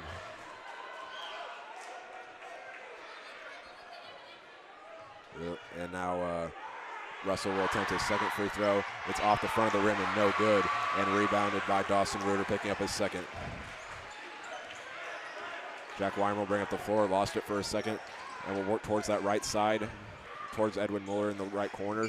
And now Weimer will go to the hoop, double teamed, and it takes a couple bounces and is no good. Rebounded by number 25, Piotr Luxak. Pickstock will take the ball, take a couple steps back, pass it over to Detriment Russell, back to Pickstock, drives in. Russell will try a long three from off the assist from Pickstock and hit it.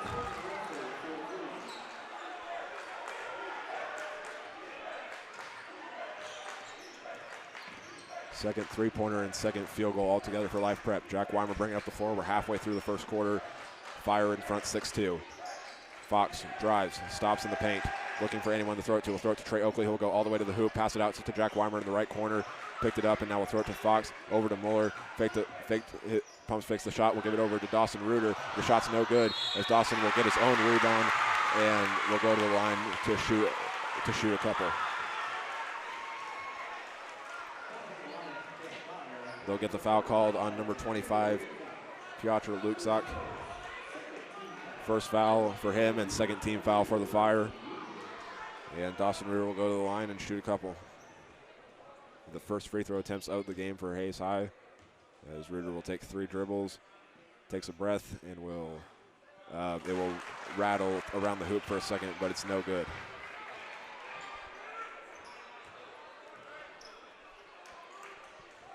As Reuter will get ready to attempt his second shot. Life Prep will send one guy back, so there's only 3 in the lane, and Reuter's second free throw will fall.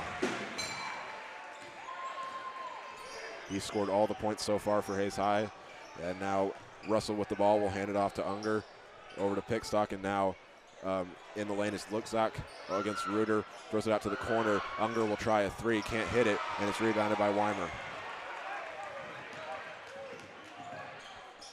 And now Weimer will go into the lane and have the ball poked free from him. And coming into the game for the first time for the Fire will be the 5'8" sophomore, number 0, Laturo Young. Weimer will inbound it. Hayes High will do that same play formation on their last inbound where they had 4 across the baseline. He'll throw it into Reuter, and the ball will be poked free. And Reuter thought that Life Prep knocked it out of his hands, but the refs say it will belong to the Fire. Bringing up the floor is Russell. He'll go towards the left wing, being guarded by Weimer, gets the screen from Luczak, and it'll be a pass for Vidira, and we're going to get a foul against Hayes High. I believe it'll be called on Kaiser Fox for his second, but Reuter was in the area, so as they walk to the scores table, it will be on Kaiser Fox. Second team foul for Hayes High, both from Kaiser Fox, and he'll check out, and coming in will be number 15, Isaac Fox. As Russell will be the one inbounding for the Fire. We're going to get an illegal screen against Life Prep, and it will go against number 25, Piotr Luczak, called for his second. That's the third team foul for Life Prep. 3 for the Fire, 2 for the Indians, and we're not even 5 minutes into the contest. As Jack Weimer will be the one taking up the floor. He's getting full court pressure. We'll throw it to Trey Oakley. He'll get back to Weimer, and it'll be stolen by Russell, who will go down to the other end and will get the layup to fall.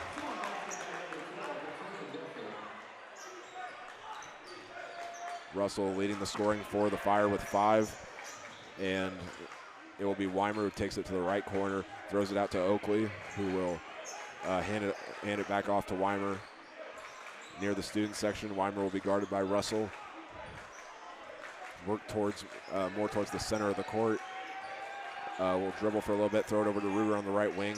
He'll go give it over to Fox, who's looking for someone open to throw it to him. We'll give it to Muller. We'll give it to Oakley in the right corner. Pump faked a couple times, and now Muller will take it, drive, and have the ball stolen from him. It will be Laturo Young who gets the steal, and he'll stop for a moment and let his guys catch up. He'll hand it over to Luczak, who will take one dribble. We'll try a long 3, and it's no good, but rebounded by Arthur Vidira of the Fire. And Life Prep 3 for 7 so far from the field.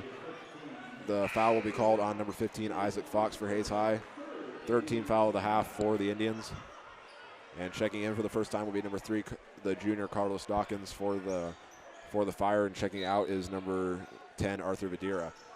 Luczak will get the inbound from the right or left wing, being guarded by Reuter. He'll pick up his dribble, throw it out to Dawkins, who will then throw it out to Pickstock.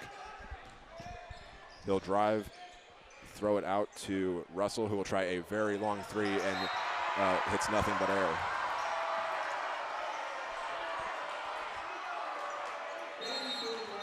And we're going to get a substitution timeout right here. Coming in, Tyron Unger will check back in place of Detriman Russell. And for Hayes High, Edwin Mueller will come out and Cooper Lindenmeyer will come in. Minute 45 to go here in the first quarter. Life Prep up 8-3. As it'll be Lindenmeyer who will inbound it to Jack Weimer after Trey Oakley set the screen so that he could get open. Weimer brings it up the floor, passes the 10-second line. Will do some dribble moves against Young, throws it out to Oakley, gives it to Fox in the left corner, will work towards the center of the court. Weimer will take it on the right wing, take a couple steps back, and now looking for someone to throw it to. Will try a very long three on the way, and buries it. Jack Weimer with his first shot of the contest from three-point range. It's the first three to fall and the second shot from the field to fall for the Indians. Driving will be Young. He'll throw it out to Pickstock. Will give it back to Young at the top of the arc, and he'll throw it to Unger, who will drive against Weimer. And Hayes High wanting a charge. They don't get it. Isaac Fox will come out with the rebound. Life Prep 3 for 9 from the field. 50 seconds to go until the end of the first quarter. Jack Weimer will try a three and get another one. Hayes High will now pick up their first lead of the contest off of another Jack Weimer three. Pickstock will take the ball from the right wing. He'll throw it to Carlos Dawkins, who will give it to Young. And hitting a three there will be Piotr Lukzak hitting his first shot of the game. So it'll be 11-9 Life Prep in front. Weimer with the ball. He'll hold it for the last shot as there's 10 seconds and the clock's ticking. He's guarded by Pickstock. He'll be standing at the right wing, looking, will try another three, and hits another one. Jack Weimer brings the score up 12-11 right before we reach the half, or the end of the quarter, and Hayes High will go up 12-11, so we'll be back in a moment and see how the second quarter plays out. This is Hayes High Basketball on the Tribe Broadcasting Network. After three consecutive threes from Jack Weimer, Hayes High will have the lead going into the second quarter against Life Prep by a score of 12-11. And the Fire will start the second quarter with the ball as Lukzak will inbound it to Russell. He'll go towards that left wing, throw it to Young at the top of the arc, over to Unger. And now Dawkins will take it and give it back to Russell, throws it in the paint. Young will try a left corner three, can't hit it, and Weimer comes out with the rebound.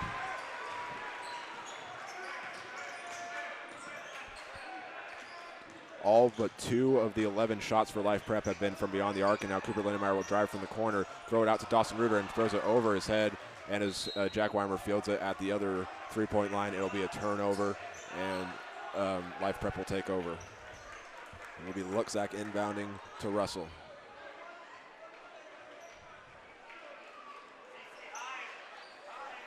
Russell will take it and will throw it towards that right side to Tyron Unger. It'll be Young who will give it to Russell as they work it around. Unger thought about a three, and now will throw it to Dawkins as they work it around the arc again. It'll be Russell, and he'll give it to Unger, being guarded by Lindenmeyer, and Unger will do a spin move, can't get the shot to fall, and it will be off number 3, Carlos Dawkins, and it'll be Hayes High ball. 7:04 to go here in the second quarter. Hayes High up 12-11. Jack Weimer will bring it up the floor once again. Has hit 9 points, all of which off of three-pointers, which there are 3 consecutive three-pointers, in fact. And he'll give it to Isaac Fox, who will give it back to Weimer, who will drive, take a step back, and will work back towards the H of the Hayes logo. And he'll try another three, can't hit this one, and it's rebounded by number 25 of the Fire, Piotr Lukzak. And there's going to be a foul, and it's called by Dawson Reuter as he was fighting for the rebound against Lukzak. 4 fouls now for the Indians. And we're going to get a substitution on the floor for Hayes High. It's Edwin Mueller, Isaac Fox, Jack Weimer, Cooper Lindenmeyer, and Trey Oakley. As Russell will bring it up the floor for the Fire. He'll throw it over to Tyron Unger in the left wing. Throws it in the corner. It'll be Laturo Young as they work it around the arc. Dawkins will hold it in place for a second. Throws it in the lane for Luxak, who will be fouled by Cooper Lindenmeyer as he tried going to the basket. Not sure if they'll call it on the floor or they will call it on the floor, and it is against Cooper Lindenmeyer. That's his first of the contest. Checking in now will be Arthur Badira back into the contest in place of Piotr Luxak. Inbounding will be Russell.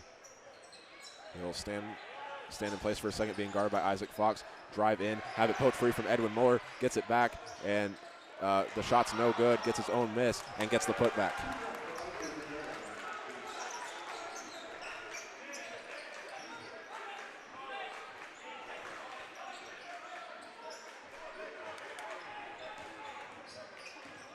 It's 13-12 Life Prep after that shot. Weimer will take it and throw it over to Oakley. He'll give it to Muller in the right corner. Does a pump fake pass, and we'll give it to Weimer, who will drive, have it poked free, and he'll get it back, and we'll throw it over to Muller in the right corner. He'll try three off of the assist from Weimer. It's no good, and rebounded by Detriman Russell of Life Prep. And now it'll be Dawkins who tries a three. That's no good, and rebounded by Jack Weimer.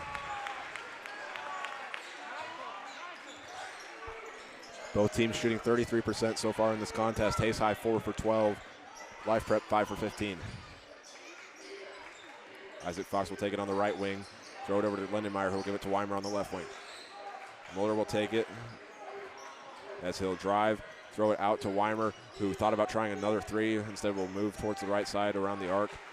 And we'll throw it to Oakley. Muller looking for someone to throw to. Will drive, throw it, or pick up his dribble. Now we'll throw it to Trey Oakley, who will try a long three and bury it.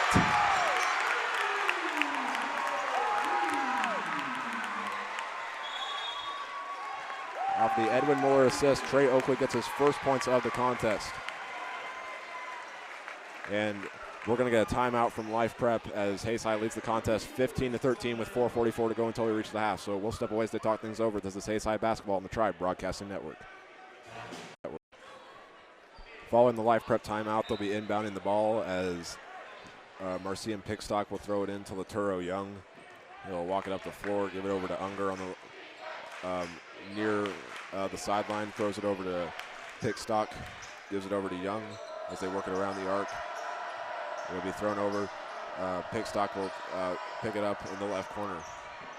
Young will take it, and they're still working it around, and now Unger will drive. And we're going to get a charge against Unger as Trey Oakley ended up on the floor. It'll be the fourth team foul of the half for the Fire, and it is called against Tyron Unger, his first. Jonathan Cano in the game for the first time will be the one taking it up the floor, throws it to Cooper Lindenmeyer, who gives it to Isaac Fox. Cano will take it now from the left wing, give it over to Oakley, who thought about trying a three, and we're going to get a foul against I believe it's going to be against Hayes High as Isaac Fox walks to the other end of the court. It'll be another turnover for Hayes High. Isaac Fox picking up his second. That's the sixth team foul for the Indians. As Laturo Young brings it up the floor, we're halfway through the second quarter. Hayes High in front 15-13. It'll be Dawkins with the ball, throws it over to Young, gives it over to Pickstock in the left corner. He'll drive against Cano and will take some steps back and does some dribbles, throws it into Luxak, who will throw it to Unger from beyond the arc. He lost his balance, and it's stolen by Cano, and he'll go down and stop as Marcian Pickstock was the one that stopped the fast break. And Trey Oakley will try a corner three, and it's no good, and rebounded by Tyron Unger.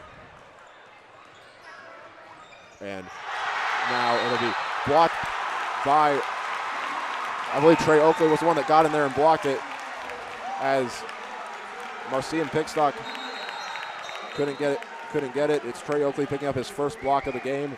Now we're going to get a substitution. As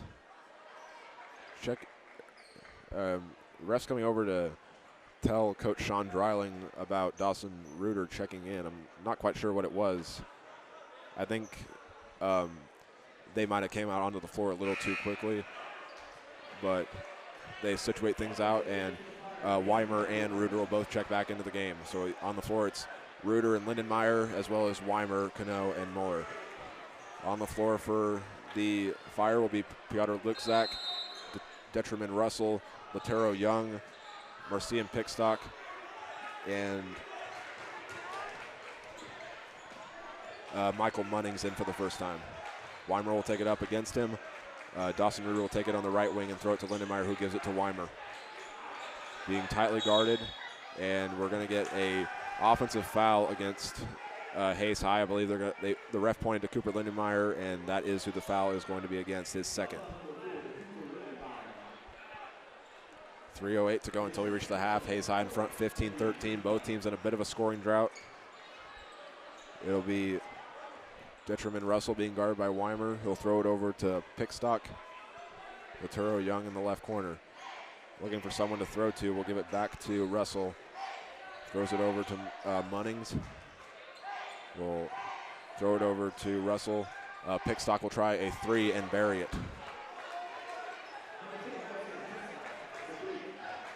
Off the assist from Detriman Russell. Weimer will take it up the floor. Hayes High trails now by a score of 15-16, and Muller will take it. Weimer will take the three from Muller and bury another one.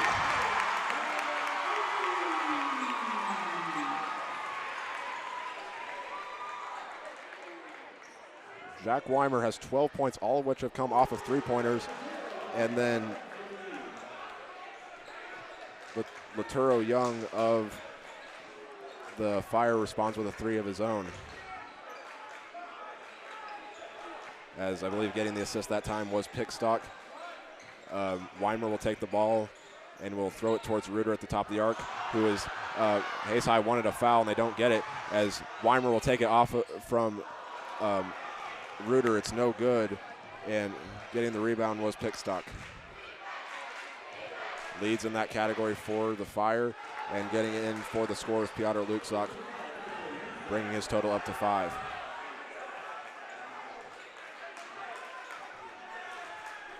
Minute 26 to go until we reach the half. Life Prep has gotten the last 5 points in the contest off of a three-pointer and a layup. And now Reuter will try a three and can't connect on it.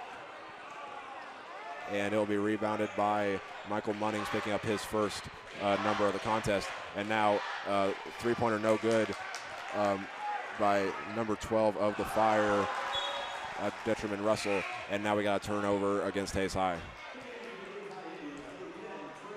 Trey Oakley will come back into the game off of a substitution, and Lindenmeyer will come out. A minute to go here until we reach the half. Bringing it up the floor is Marcian Pickstock. Being guarded by Cano, he'll get the screen, throw it over to Lukzak, who will try a long three. Can't hit it, but it's actually there's going to be a jump ball. With that miss, Life Prep 5 for 14 from three-point range and 8 for 21 from the field altogether. As I believe we had a substitution for Life Prep, but I'm not sure who came in. Weimer will take the ball, being tightly guarded by Detriman Russell. 37 seconds until the half. Weimer's gotten all 12 of his points off of three-pointers. He'll give it over to Trey Oakley, being guarded by Latero Young. He'll work around a little bit, give it to Edwin Muller in the right corner, looking for an open man. Will now dribble around the arc a little bit and give it to Trey Oakley, who had to hustle for it. And now with 17 seconds left, he'll pass it to Jack Weimer, who had it stolen by Latero Young. And now Young passes it up, and the shot no good, but the putback is good, as Pickstock got the rebound and got the shot to fall. And now Edwin Muller will try a three at the buzzer. Good if it goes, and it's no good. So as we go to the half, it'll be Life Prep in front 23-18, and we'll have focus on our halftime show. We will focus on a recap of the scoring, as well as individual and team stats. And then we'll try to get you some scores around the state if we can. So we'll be back in a moment. This is Hayes High Basketball on the Tribe Broadcasting Network. Back here at Hayes High School on the halftime show, as Life Prep finishes by scoring the final 7 points of the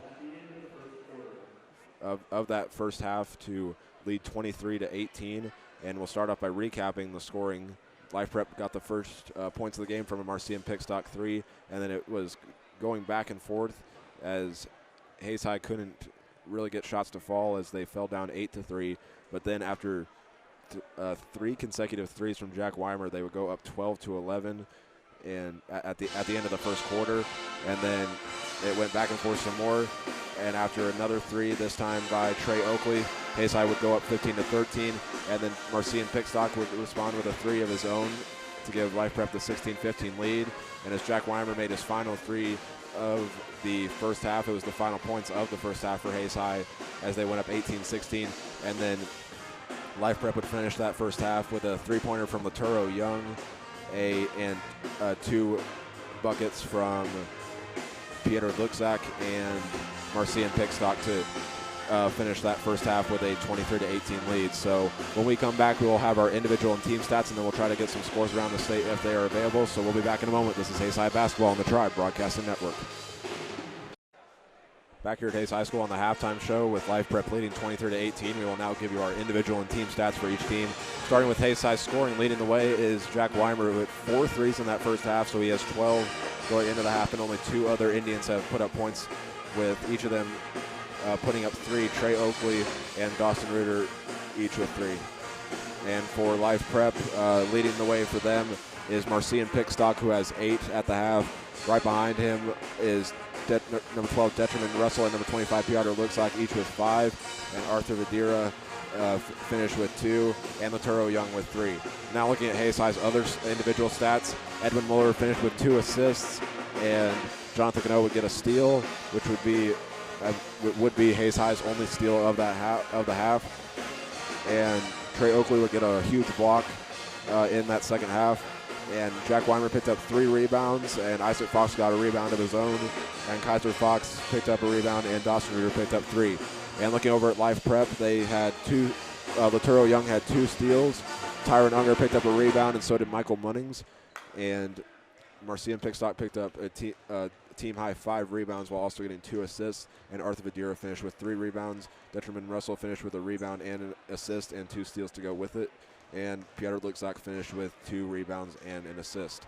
And now we'll go to the team stats, starting with Hayes High. In that first half, they shot 6 for 18 from the field, going 5 for 11 from 3-point range, and only had 2 free throw attempts in that first half, going 1 for 2, and picked up 5 rebounds altogether, while also getting 2 assists and a steal and a block.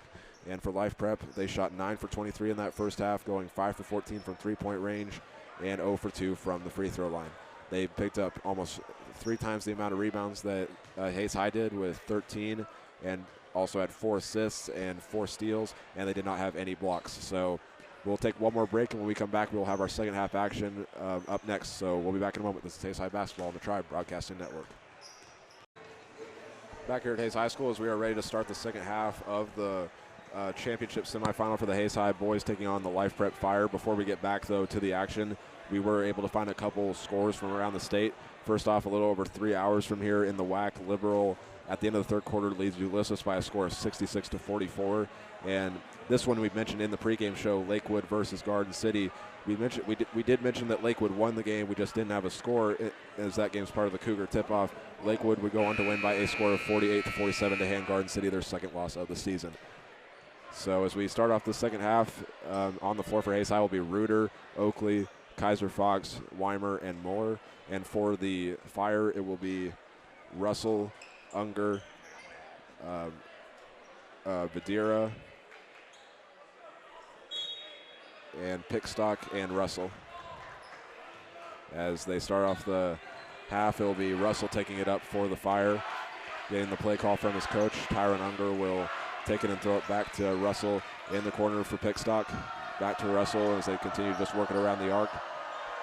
Russell will pump fake a little bit, and then Unger will drive, get stopped by Oakley and Muller, and it will be taken by Vidira, who will give it to Luxak, and he'll throw it over to Pickstock, who will drive for a little bit, and he'll give it back to Luxak, being guarded by Weimer. Had it stolen, and Weimer comes out with it, and he'll take it up the floor, and Russell was the one that stopped the fast break. Weimer guarded tightly, looking for someone to throw to. Will find Fox, and he'll work into the lane against Luxak, and it will be the first block of the game for Luxak and his third rebound as well. Pickstock will take it and give it over to Unger on the right wing. Inside of Luxak being guarded by Reuter. He'll box him in and get his 7th basket of the game.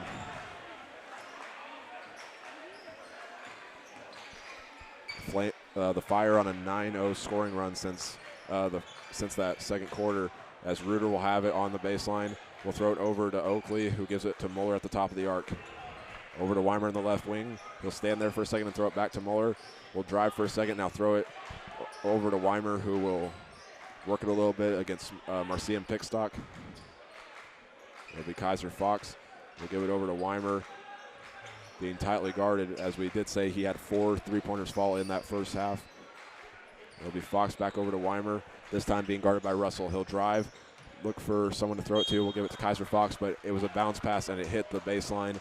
It will be Life Prep ball.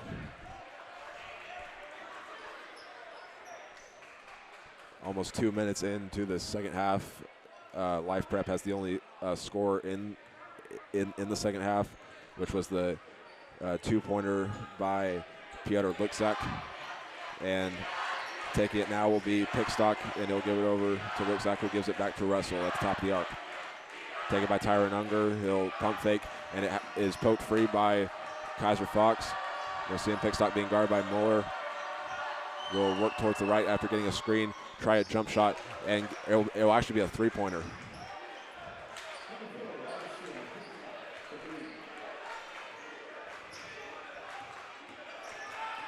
Pickstock with another basket, now has 11 in the contest, and Weimer will go all the way to the basket and get called for a foul. He'll go to the line to shoot 2.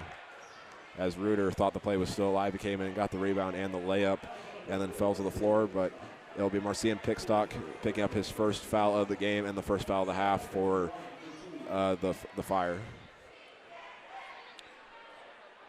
Again, Life Prep on a 12-0 scoring run, and Weimer will try to end it right here with some free throws. He's high 1 for 2 at the line tonight. First shot's up and rattles in and out.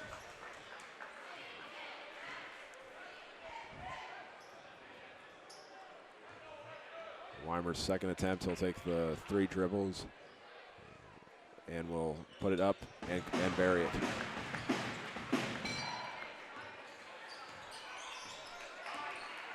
That's the only points that Weimer's gotten in the contest that are not off of 3-pointers, as it brings Hayshide's total up to 19, but they still trail by 9. Pickstock with the ball will get a screen, work towards the right, being guarded by Muller, and will shoot a fadeaway. It's no good and rebounded by Dawson Reuter. Life Prep 40% from the field, going 10 for 25. Weimer will now drive, throw it in the corner. Muller, a right corner 3, no good. Rebounded by Luxak, and he'll go out of bounds, and it'll be Hayes high ball. He'll get the credit for the rebound, but it will be Hayes high ball.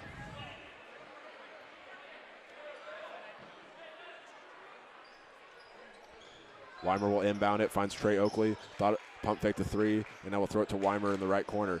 And now Weimer will throw it over to Oakley, and he'll miss the 3 with nothing but air. As Life Prep brings it up the floor, Russell will throw it over to Unger, and it's back to Russell. Looking for an open man, we'll throw it over to Luxak, Luxak will get the screen, and the shot no good by Russell, and rebounded by Jack Weimer. Weimer will spin move, go into the lane, shoot a fadeaway, no good, rebounded by Vadira. As Unger will go to the basket. I think it's Kaiser Fox who took the charge, and it will be a turnover by Tyron Unger as he picks up his second foul of the game, second foul of the half for Life Prep as well. And yes, I believe it was Kaiser Fox that took the charge on the play. So Muller will inbound it either to Oakley or Weimer, and Oakley will set the screen. Weimer will get the inbound. 4:13 to play in the third quarter. Hayes High trails 19-28. Weimer will bring it up just walk it up the floor, throw it over to Oakley, being guarded by Russell. It'll be Reuter who takes it off of the pass from Kaiser Fox, and it's no good, but Reuter's going to go to the line and shoot a couple, and the foul will be called on Piotr Lukzak, his third. We'll see what Life Prep decides to do if they want to take him out. I believe he is their tallest guy on the floor, and he is at 6'11". So he's a key part for this team, and now we'll see what Dawson Reuter can do right here. His first shot is up and good.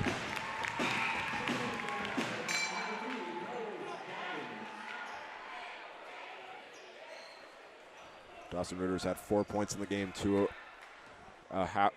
one from a layup and the two other from free throws, and we'll try for three right here and get that one.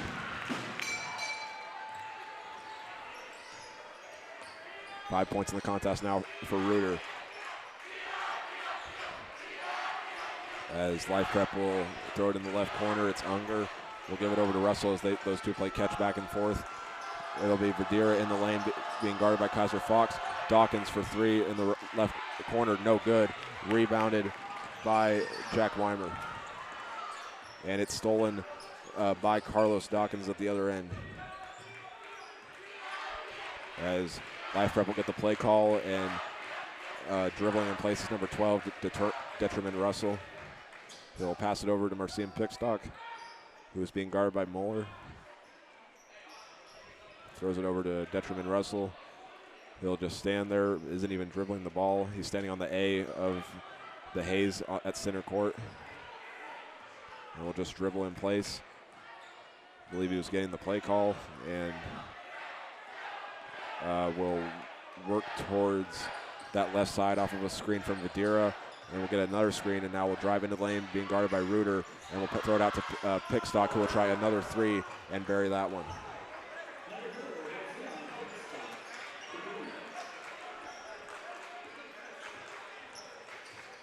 That's Russell's second assist of the game.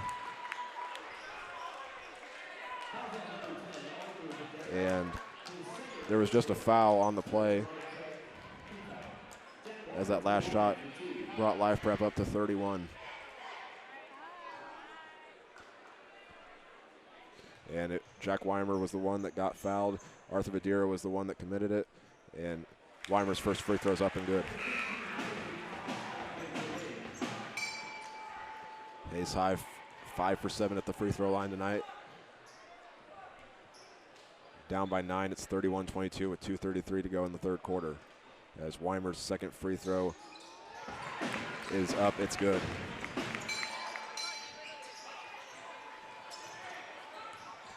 And now they'll throw it up the floor, and Edwin Mueller will come out with the steal, his first of the game. He'll bring it up the floor, throw it over to Trey Oakley. He'll go to the basket, pump fake once, and have his shot blocked by number 10, Arthur Vidira. And coming out with the rebound is Carlos Dawkins. Hayes High 6 for 22 in the contest, as Russell will stand in place with the ball. Throw it over to Vidira, who tried to throw an alley-oop up to Marcian Pickstock, but he loses control of the ball, and Hayes High is going to get it back. And we're going to get a substitution, as coming out is Detriman Russell, and checking back in is Laturo Young, who has had 3 points so far in the contest, as well as 2 steals, leading the way in that, or tied in that category with Detriman Russell, who just came out. Trey Oakley will be the one bringing it up the floor. He'll be guarded by Tyron Unger, as Weimer will take it, will give it over to Isaac Fox. Mueller at the top of the arc being guarded by Unger. He'll hand it off to Weimer. Minute 44 to go in the third quarter. Weimer will work towards that left side off of a screen from Isaac Fox, and trying to get around Young. He'll try going to the hoop. We'll throw it to Fox in the corner, pump fake to three, and almost had it stolen. And Weimer will pump fake, pick it up, and give it to Oakley, who gives it to Mueller in the left corner. It will be Fox all the way to the basket. Weimer will try a three from the right wing, takes a couple bounces and falls. Weimer up to 18 points now for the Indians. Off of the assist from Kaiser Fox, his first of the game. And now Hayes High has scored the last 5 points of the contest, and the crowd's starting to get into it. There'll be a drive to the basket from Marcia Pickstock. Shot's no good. Rebounded by Jack Weimer. And they'll go up the floor. Weimer all the way to the basket, and it's going to be a charge against Hayes High against Jack Weimer. That's his first foul of the contest and the first team foul for Hayes High at the half, and with 48 seconds to go until we reach the fourth quarter. And we're going to get a timeout, and the two teams will talk things over, so we'll step aside as well. This is Hayes High Basketball on the Tribe Broadcasting Network. Following the timeout will be Life Prep ball as Hayes High scored the last 5 points. They've cut the lead down for Life Prep to just 5 as the Indians trail 31-26. There's 45 seconds to go following the inbound here in the third quarter.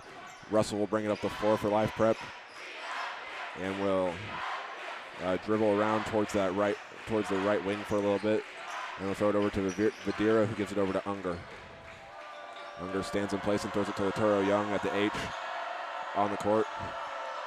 Tyron Unger will take it once again, and now they'll throw it inside to Russell, who was able to throw it back to Dawkins as it was batted away by a Hayes High player. I'm not quite sure who, though.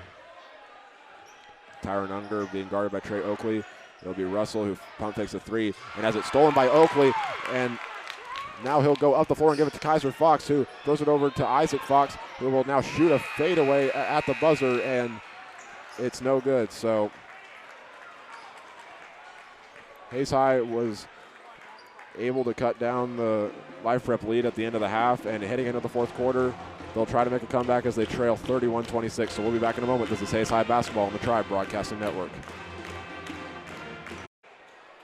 As we go to the fourth quarter, Hayes High trails Life Prep 31-26, and after scoring the last 5 points of the half of the third quarter, they will look to get the lead right here as they'll start with the ball, all of which those last 5 points came from Jack Weimer off of 2 free throws and then another three-pointer. He leads the game in points with 18.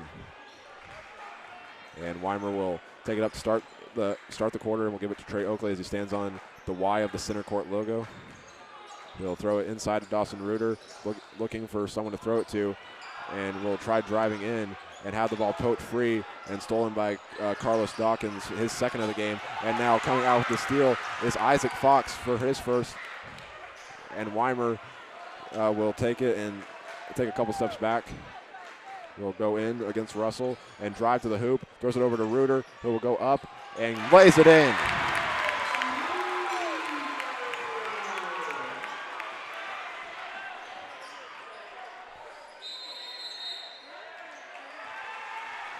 That was Weimer's first assist of the game, and that brings Reuter's total up to 7, and we're going to get some substitutions here.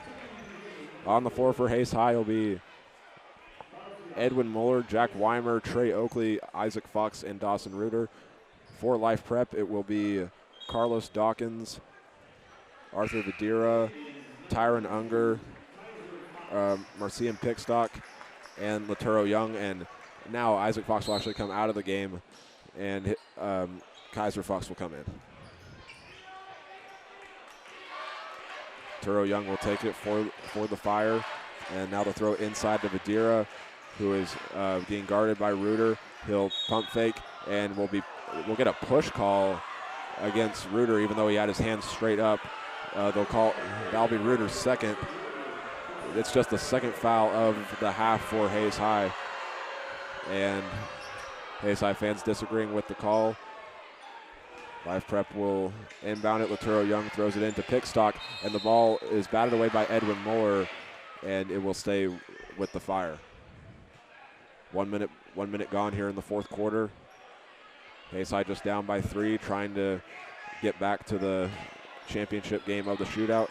And now Unger will take it and throw it back to Pickstock. He will do fake one way, and now we'll drive towards the left against Muller. We'll bring it back out from beyond the arc, and we'll throw it to Arthur Vidira, who will hand it off to Tyron Unger. And now Laturo Young will take it, being guarded by Jack Weimer. The pass will go to Arthur Vidira, He spins around being guarded by Reuter, will go to the hoop, will throw it out. Carlos Dawkins will try a three, can't hit it, rebounded by Laturo Young, and we're going to get a foul called against Hayes High. They'll call against Jack Weimer, that's his second.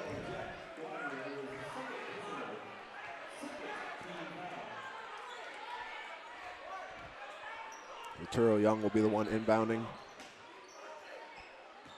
They'll go with, it'll be inbounded to Vadira, who Hayes High saying he traveled. They don't call it, and instead it's rebounded by Trey Oakley. And they'll go, Oakley will bring it up the floor and will be fouled by Life Prep. Not quite sure who they're going to call it on. It's either Laturo Young or Marcian Pickstock, and it will be called against Pickstock. That's his second.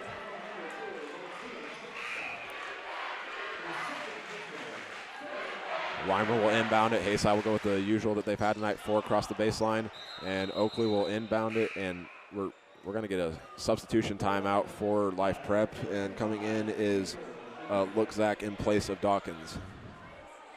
Lookzak has 7 points so far in the contest, as well as 4 rebounds, and now Hayes High will inbound it, and Reuter will take it, looking for someone who's open, and will hand it off to Trey Oakley, who throws it over to Muller. And now he'll give it back to Weimer at the top of the arc, except further back all the way to the center court logo. 5:54 to go in the game. Weimer lost it and will throw it to Oakley. He'll throw it over to Fox, who gives it to Muller. Will dribble towards the right, and now we'll throw it to Weimer, who will try another three. Can't hit that one, and it'll be rebounded by number 25, Piotr Luczak. And now it'll be Tyron Unger who takes it. And we'll throw it over to Laturo Young. He'll go one way, and now Luczak will take it, throw it out. Unger will try a very long three, can't hit it, and it's rebounded by Reuter.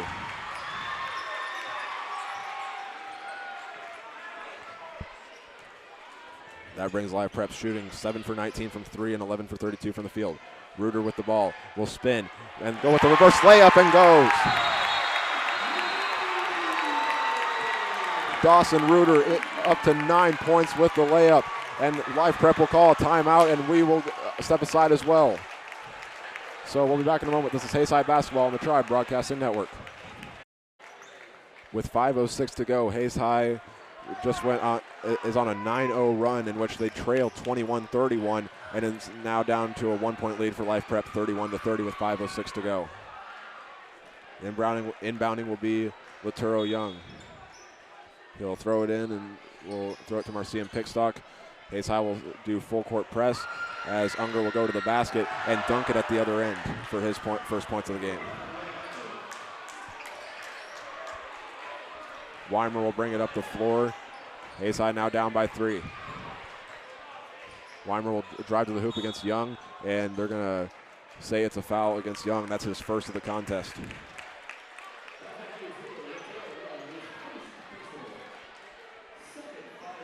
And Weimer will inbound it, as that last foul was the 7th of the half for Life Prep. Weimer will inbound it to Kaiser Fox, and it's thrown off the foot of number 10, Arthur Ladira, and it'll be Tyron Unger who takes it to the hoop to give Life Prep the score. 35-30, Life Prep in front with 4:26 to go. A lot of Hayes High fans wanted a kickball violation on the steal, but Oakley will now throw it inside to Reuter, who is being double teamed, trying to go up with it. We'll throw it out to Kaiser Fox, who will throw it over to Edwin Muller in the right corner, looking for someone to throw it to, and we'll give it to, and now has to spin to find an open man, and we're going to get a timeout by Hayes High. It will be a full timeout, so we'll step away as Hayes High talks things over. Again, they trail 35-30 with 4:04 to go. This is Hayes High Basketball on the Tribe Broadcasting Network. Following the Hayes High timeout, it's 35-30 Life Prep, and Hayes High has the ball with 4:04 to go. Weimer will inbound it, and he will throw it in to Kaiser Fox, who will take it and hand it off to Trey Oakley. He'll give it over to Weimer, who will drive baseline and couldn't get the layup to fall, and it's rebounded by number 25, Pierre Luczak. That's his 6th of the contest, and now he'll throw it over to Unger, who gives it to Young. Student section getting into it now.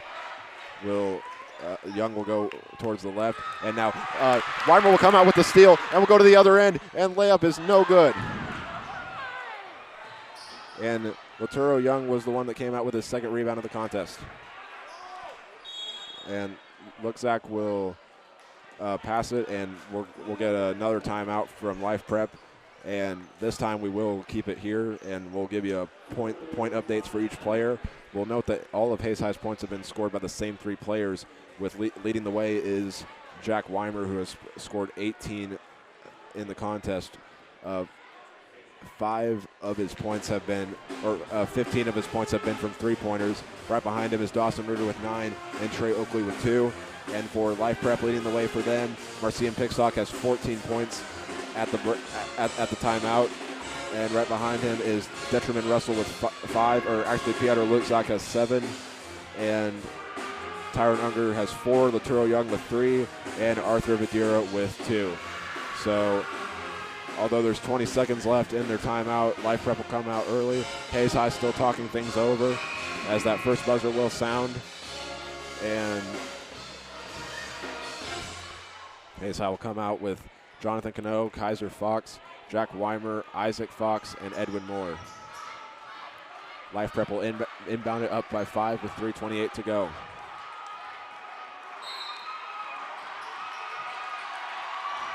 And Pickstock will inbound it to Luxac, and the ball will pop free, and Jonathan Cano got a hold of it but dribbled it out of bounds as Life Prep will keep possession. Turo Young will inbound it, looking for an open man. He'll throw it over to Pickstock, who will try a 3, can't hit it, and coming out with the rebound is Isaac Fox.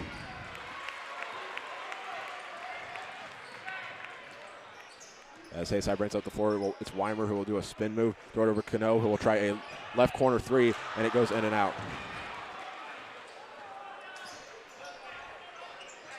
Turo Young came out with the rebound, and he's the one who will bring up the floor. 3 minutes to go in the contest. Guarded by Weimer, he'll throw it over to Luxac, who's being guarded by Fox. We're seeing Pickstock with the ball being guarded, and now he'll throw it to Tyron Unger. Stands in place, and now Weimer poked the ball free, but Unger got it back. And now we're going to get a 30-second timeout from Life Prep. So we'll step away as they talk things over. With 2:43 to go, we'll be back in a moment. This is Hayes High Basketball on the Tribe Broadcasting Network. Following the Life Prep 30-second timeout, it will be Marcian Pickstock inbounding, looking for someone to throw to with the student section in his ear. And Isaac Fox comes out with the steal on the fast break against Vidura and goes in and one. What a play by Isaac Fox, coming out with his second steal and his first points.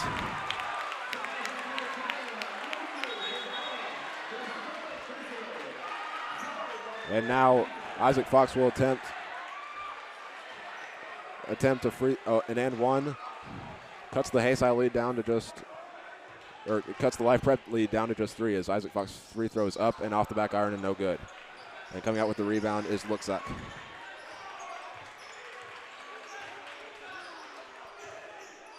Russell will bring it up the floor for the Fire.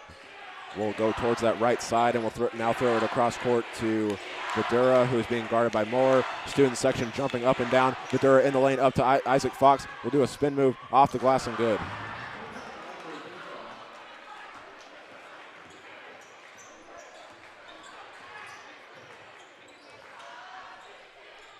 As now it'll be Jack Weimer who goes in for the layup, and it's no good, but he was fouled.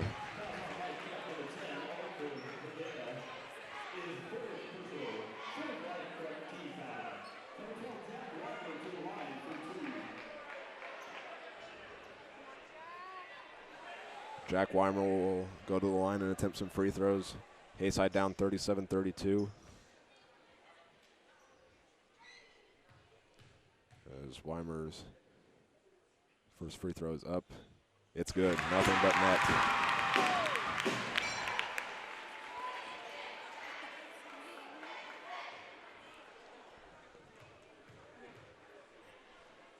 And now Weimer to get to the 20s, and he will. Cuts the life prep lead down to just 3. Hayes High 8 for 11 from the free throw line. And with 2:06 to go, it's 37-34. Hayes High will now do the full court press. Live prep, Russell will take it up. Young will now, and throw it up to Young.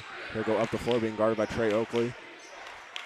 Russell with the ball, being guarded by Weimer. He'll go towards that left side. Minute 52 to go. Inside to Videra, who will go up and will get fouled. And I believe it's going to go against either Isaac Fox or Trey Oakley, one or the other. And it will go against Trey Oakley for his first. 14th foul of the half for Hayes High. And Arthur Videra, who has not attempted a free throw tonight, will go up to the line. As it takes 2 dribbles, it is up and good.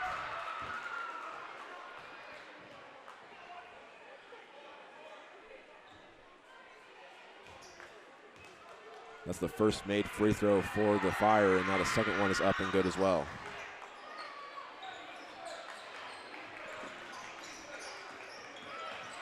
And now Life Prep will respond with full court press as Weimer will throw it over to Oakley, and we're going to get a timeout from Hayes High with 1:37 to go as they trail Life Prep 39-34. So as the two teams talk thing over, we'll step aside and be back in a moment. This is Hayes High Basketball on the Tribe Broadcasting Network. After the timeout, it's Hayes High ball as they trail 39-34 with 1:37 to go. Inbounding it will be Trey Oakley, and he'll Kaiser Fox will set a screen, and it was intended for Jack Weimer, but instead Kaiser will take it, throw it to Edwin Muller for a right corner 3, no good, rebounded by Videra.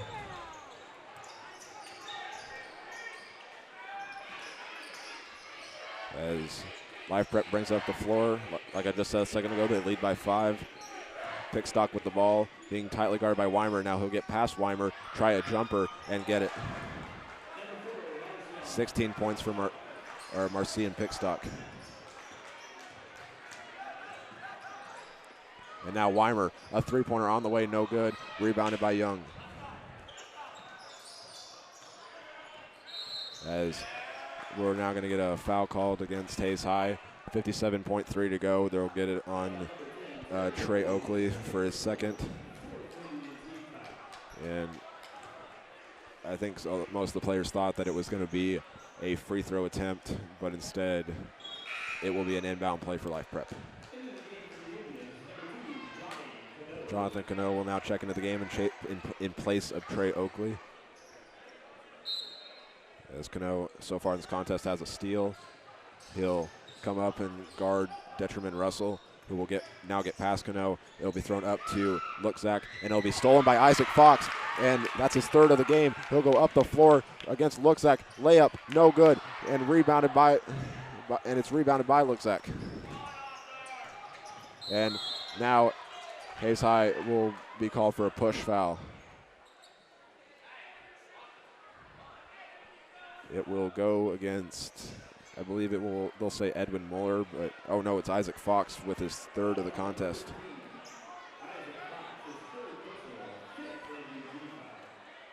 And so going to the line will be Detriment Russell for the Fire. Has not made a free throw tonight, so with 38 seconds and a 7-point lead, his first one is up and nothing but net.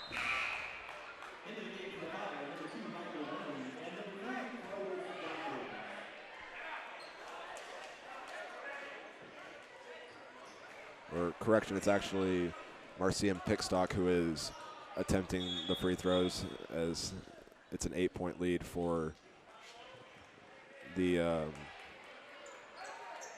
Fire, and something happened, not quite sure what it was, but it's Hayes High ball now as they trail by 8 with 38 seconds to go. Muller will be the one inbounding. Cano and Weimer in the backcourt. The two ran into each other, and Weimer will take it up the floor with 36 seconds. Got bumped into, and will try to go all the way to the hoop, and will be called for a travel. So it'll be Live Prep ball with 32 seconds to go.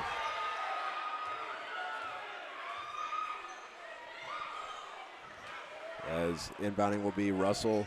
They'll throw it up the court to Young, and he'll be fouled by Jack Weimer. That's his third of the contest and the 7th of the half for Hayes High.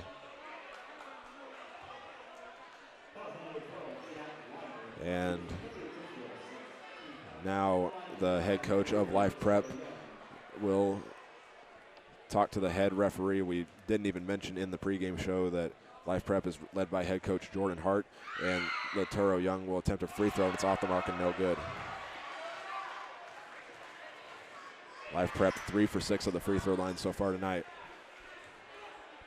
And his second one is up, and off the back iron, no good, but rebounded or actually no rebound, it went out of bounds. So Hayes High will take over with 28 seconds to go, trailing by 8. Muller will inbound it and throw it to Weimer. Clock down to 26 seconds.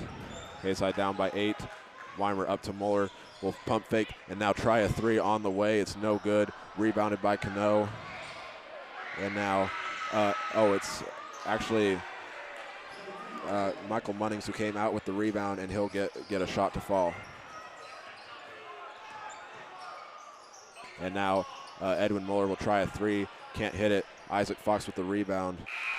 And Hayes High will fall in the championship semifinals to Life Prep by a score of 44-36 to drop their record to 1-1, and Life Prep will improve to 2-1 and will take on either Hugoton or Millwood, whoever won that game, and Hayes High will take on the loser of that game. So once again, the final score 44-36 with Life Prep winning and advancing to the Hayes City Shootout Championship for the first time ever.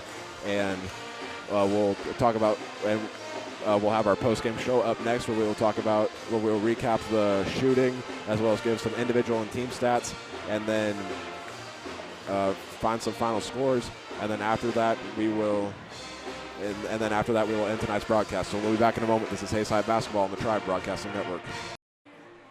Back here at Hayes High School on the post-game show as Hayes suffers their first loss in the season in the championship semifinals of the Hayes City Shootout against Life Prep by a score of 44-36. We'll start off the post-game show by recapping the scoring of the first half. It started off with both teams exchanging points, and including Life Prep getting out to an 8-3 lead.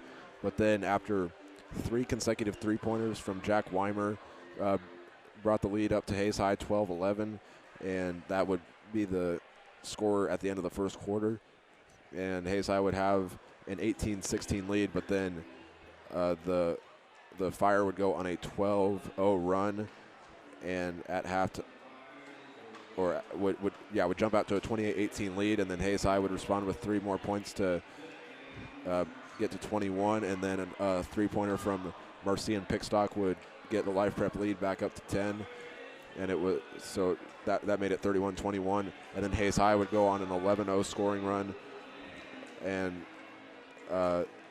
Life Prep would jump out to a 37-32 lead. Hayes High would respond with free throws from Jack Weimer, but it wouldn't be enough as the Fire scored the last 7 points of the contest and get the win 36-44. So we'll now take a look at individual and team stats, starting with Hayes High's scoring. All their points were scored by the same 4 guys. Leading the way was Jack Weimer, who finished with 20 points, and right behind him was Dawson Reuter with 9, and Trey Oakley with 3, and Isaac Fox with 2. Now looking over at Life Prep, leading the way for them was number 4, Marcian Pickstock, who finished with 17 points on the night.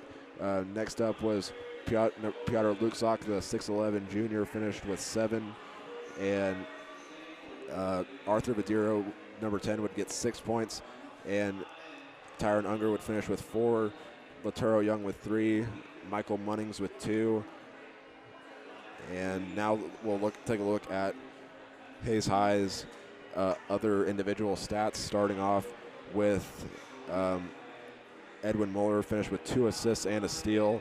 Next up, Jonathan Cano also got a steal, and Trey Oakley would finish with a rebound, a block, and a steal. And Jack Weimer would lead the game in rebounds, finishing with 6, while also picking up an assist and 2 steals. Next up would be Isaac Fox picking up 3 rebounds and 3 steals, and Kaiser Fox with a rebound and assist, and Dawson Reuter with 5 rebounds. Now looking over at Life Prep, Laturo Young would finish with 4 rebounds and 2 steals. Tyron Unger would also get a rebound, and Michael Munnings with 2.